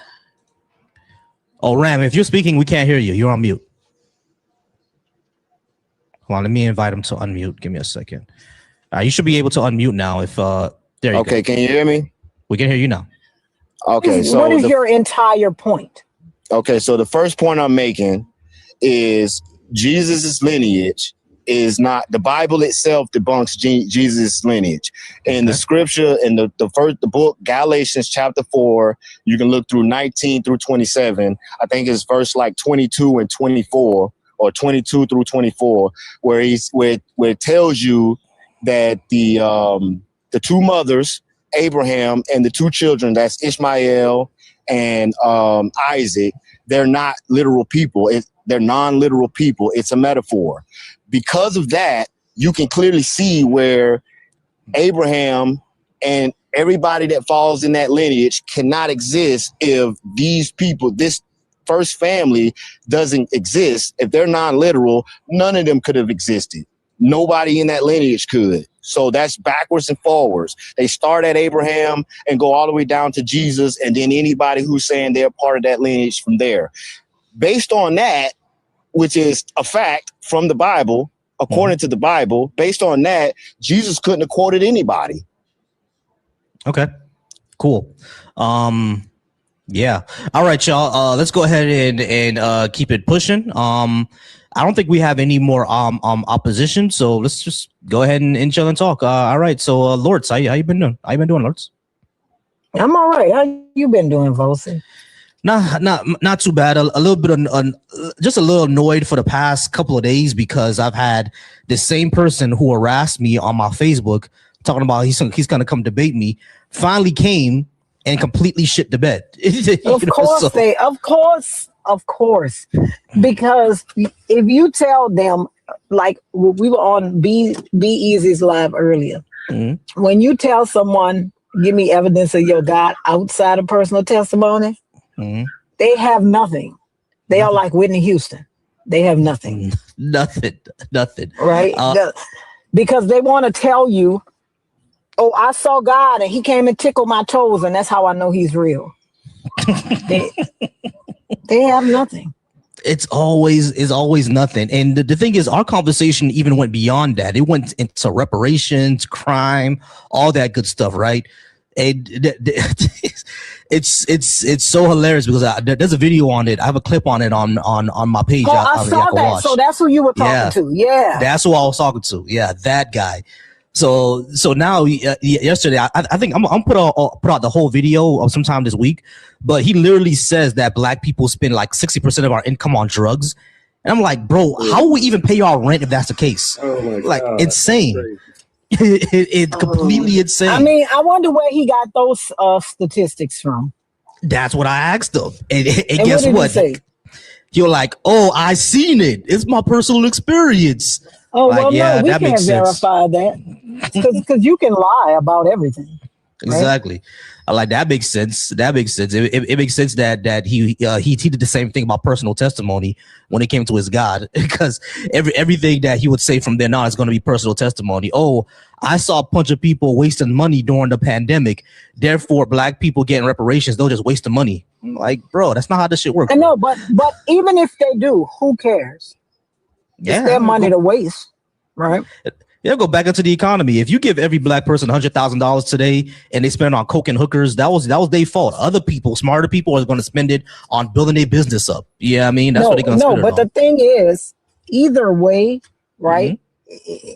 If you give 13 million people $100,000, that is going to spur your economy, right? Mm-hmm. That's like, people do not realize that. Because he's looking at it from a top-down perspective. He doesn't understand that consumer spending is what jumpstarts your economy. If the consumers ain't got shit to spend and they don't spend nothing, your economy ain't gonna be shit. Top-down economics does not work. It does not. The economy was the best when the economy is the best when people have money to spend. Exactly. And people, and we're a consumer-based economy, which is why trickle down doesn't work. Yeah, I mean, the people at the top are not going to spend that money; they're going to hoard it. Us here in the middle and the bottom, we're going to spend. The money's going to go right out in order to pay for our necessities. We spend the money, right? Mm-hmm. You spend the money, right? The demand is higher.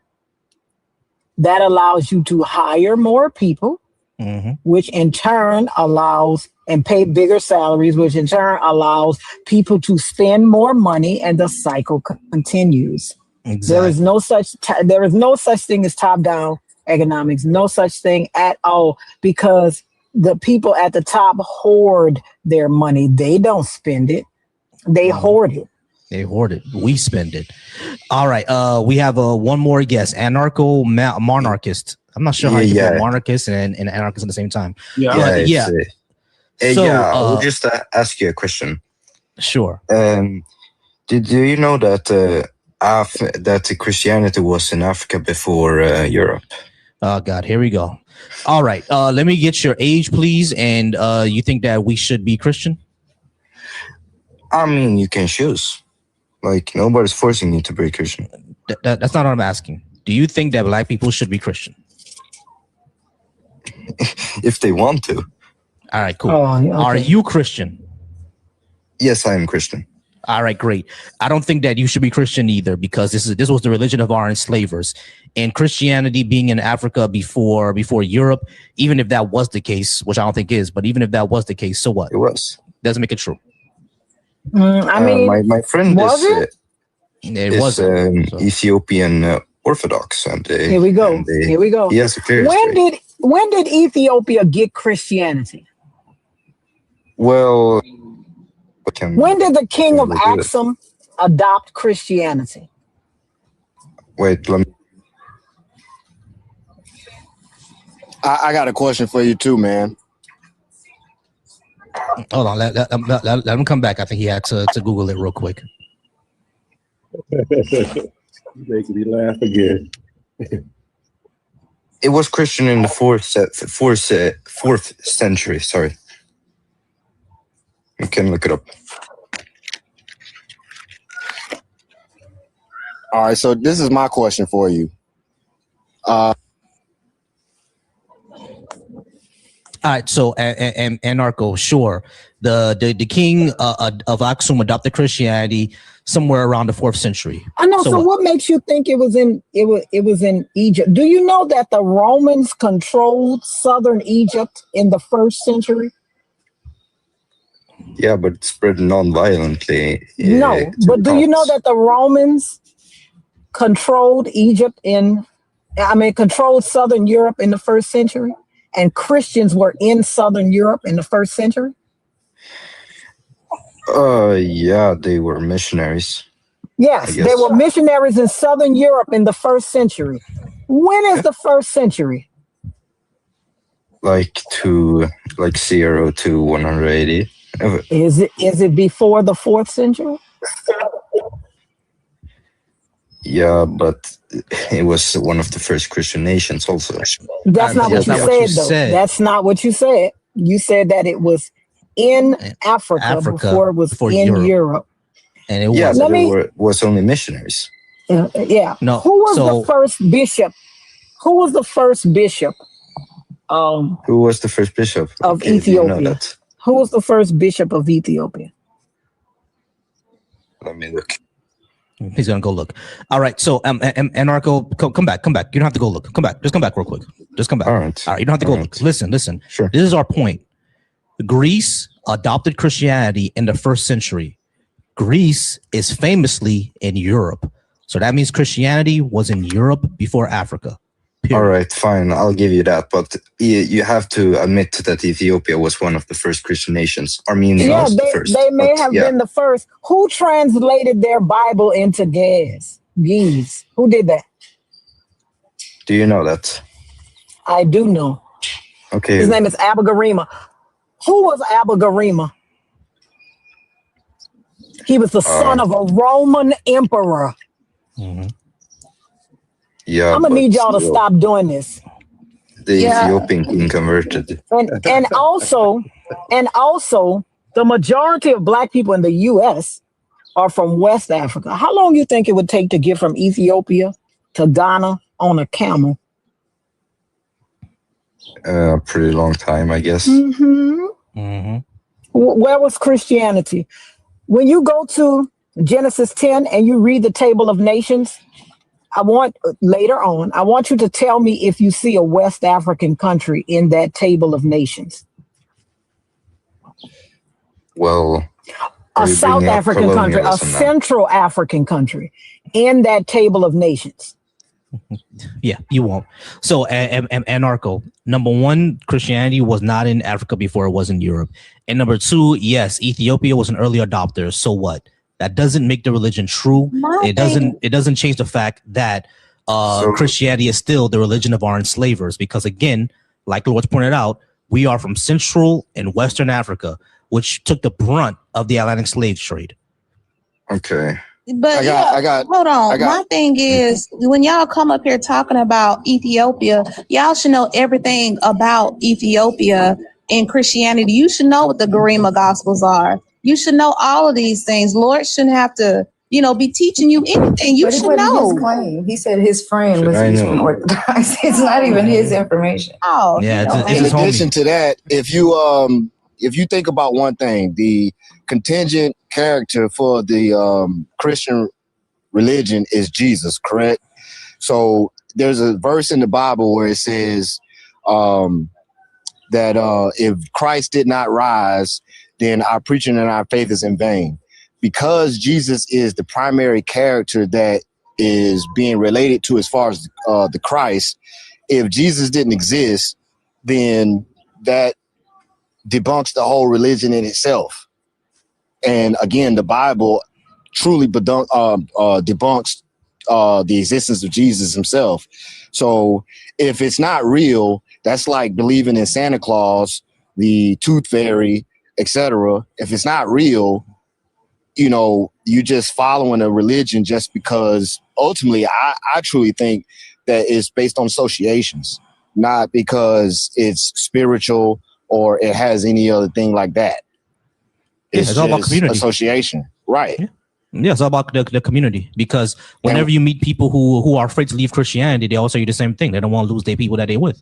Right. You absolutely right. I said this on Skepticals Live yesterday, especially where I am, I'm completely isolated. Everybody has like a hive mind mentality, even professionally, even though I talk about the weather and shit like that, but they try to slip religion in. People here, once you have really delved and really clung to this religion, it handicaps you. There's people that if you don't believe what they believe in, they be ready to fight you. One of my worst encounters, because I know people look me up all the time and they ain't supposed to, but they do. One of my worst encounters, I was at an internship, and I'm not a morning person. I'm really bitchy in the morning, and I try not to speak to nobody in the morning. And there, I had an older white lady in hospice and palliative care in Flower Mound, Texas, and she was like, "Oh, it's a beautiful day, Miss Chelsea." She didn't say Miss Chelsea, but it's a beautiful day. You know, ain't God good? God is good. I said, "Man, I don't believe in all that mess. Like, I don't believe in all this shit." She said, "Well, you know what? Since you don't believe in my Jesus, how about I should cut your pretty little Nigger head off like John the Baptist and put it on a platter. Put it on a platter like John the Baptist." And I was so shocked. I truly thought she was a sweet old white lady. I ain't never heard nobody say no shit like that. You're in palliative care, miss. Let's see who lasts the longest. But that shocked me. I was like, bitch, what? You gotta write a story. You got a book. You got a book in you. I told you that.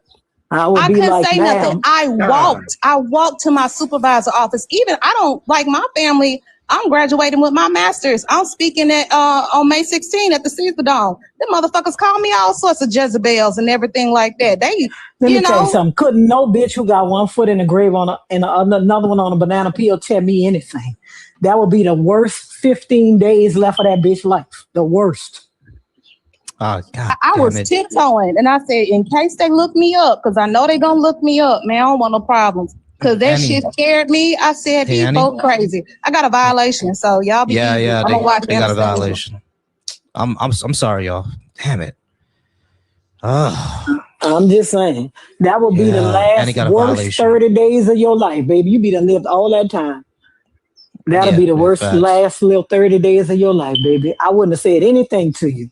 I promise you, you will be getting saline when you're supposed to be getting morphine. Girl, don't do me. But yeah, they violated Annie, which is why I had to drop her. Man, that freaking sucks. What's a violation so I won't ever do it? Basically, TikTok says that. I mean, we don't know. They do it for whatever reason they feel like doing it. We don't know what it is. Sometimes you could just be sitting there talking about nothing. They're gonna violate you. We don't know. They're gonna violate you, yeah. Basically, they said, oh, she was spreading hate speech. I don't see how she was. Probably some sensitive motherfucker who reported her, but she wasn't spreading hate speech at all. I don't know why. Sorry, Annie. You know how TikTok is. It's if you don't if I didn't remove her, they would have suspended the entire live. So, but I'm getting out of here in the next 5 minutes. You know, me and wifey gotta go grocery shopping. Anarcho, did you have anything else for us? Because we don't believe that black people should be Christian. I don't think anyone should be Christian, to tell you the truth. But in your opinion, specifically, why should black people be Christian?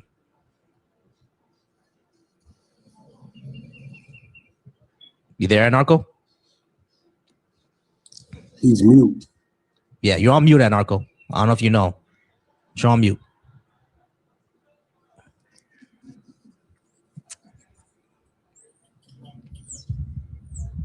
All right. So, Beige, you were already up here before. Did you come back for more? There. I'm about to head on out. I want to say thank you very much. I enjoyed myself, and may God bless. And I talk to you soon. Okay. Not a problem. Hey, I appreciate you, Marcus. Come back anytime. You bet. What's up, baby? Oh yeah. We're gonna. I'm gonna close it out right now. All right, guys. So yeah, me wife got to go grocery shopping. If we have nothing else, we're gonna go ahead and go around the room and get some closings out. All right, Beige is not saying anything, so we're gonna go ahead and end that. All right, so Annie, let the folks know where. I said Annie. Ariel, let the folks know where they can find you.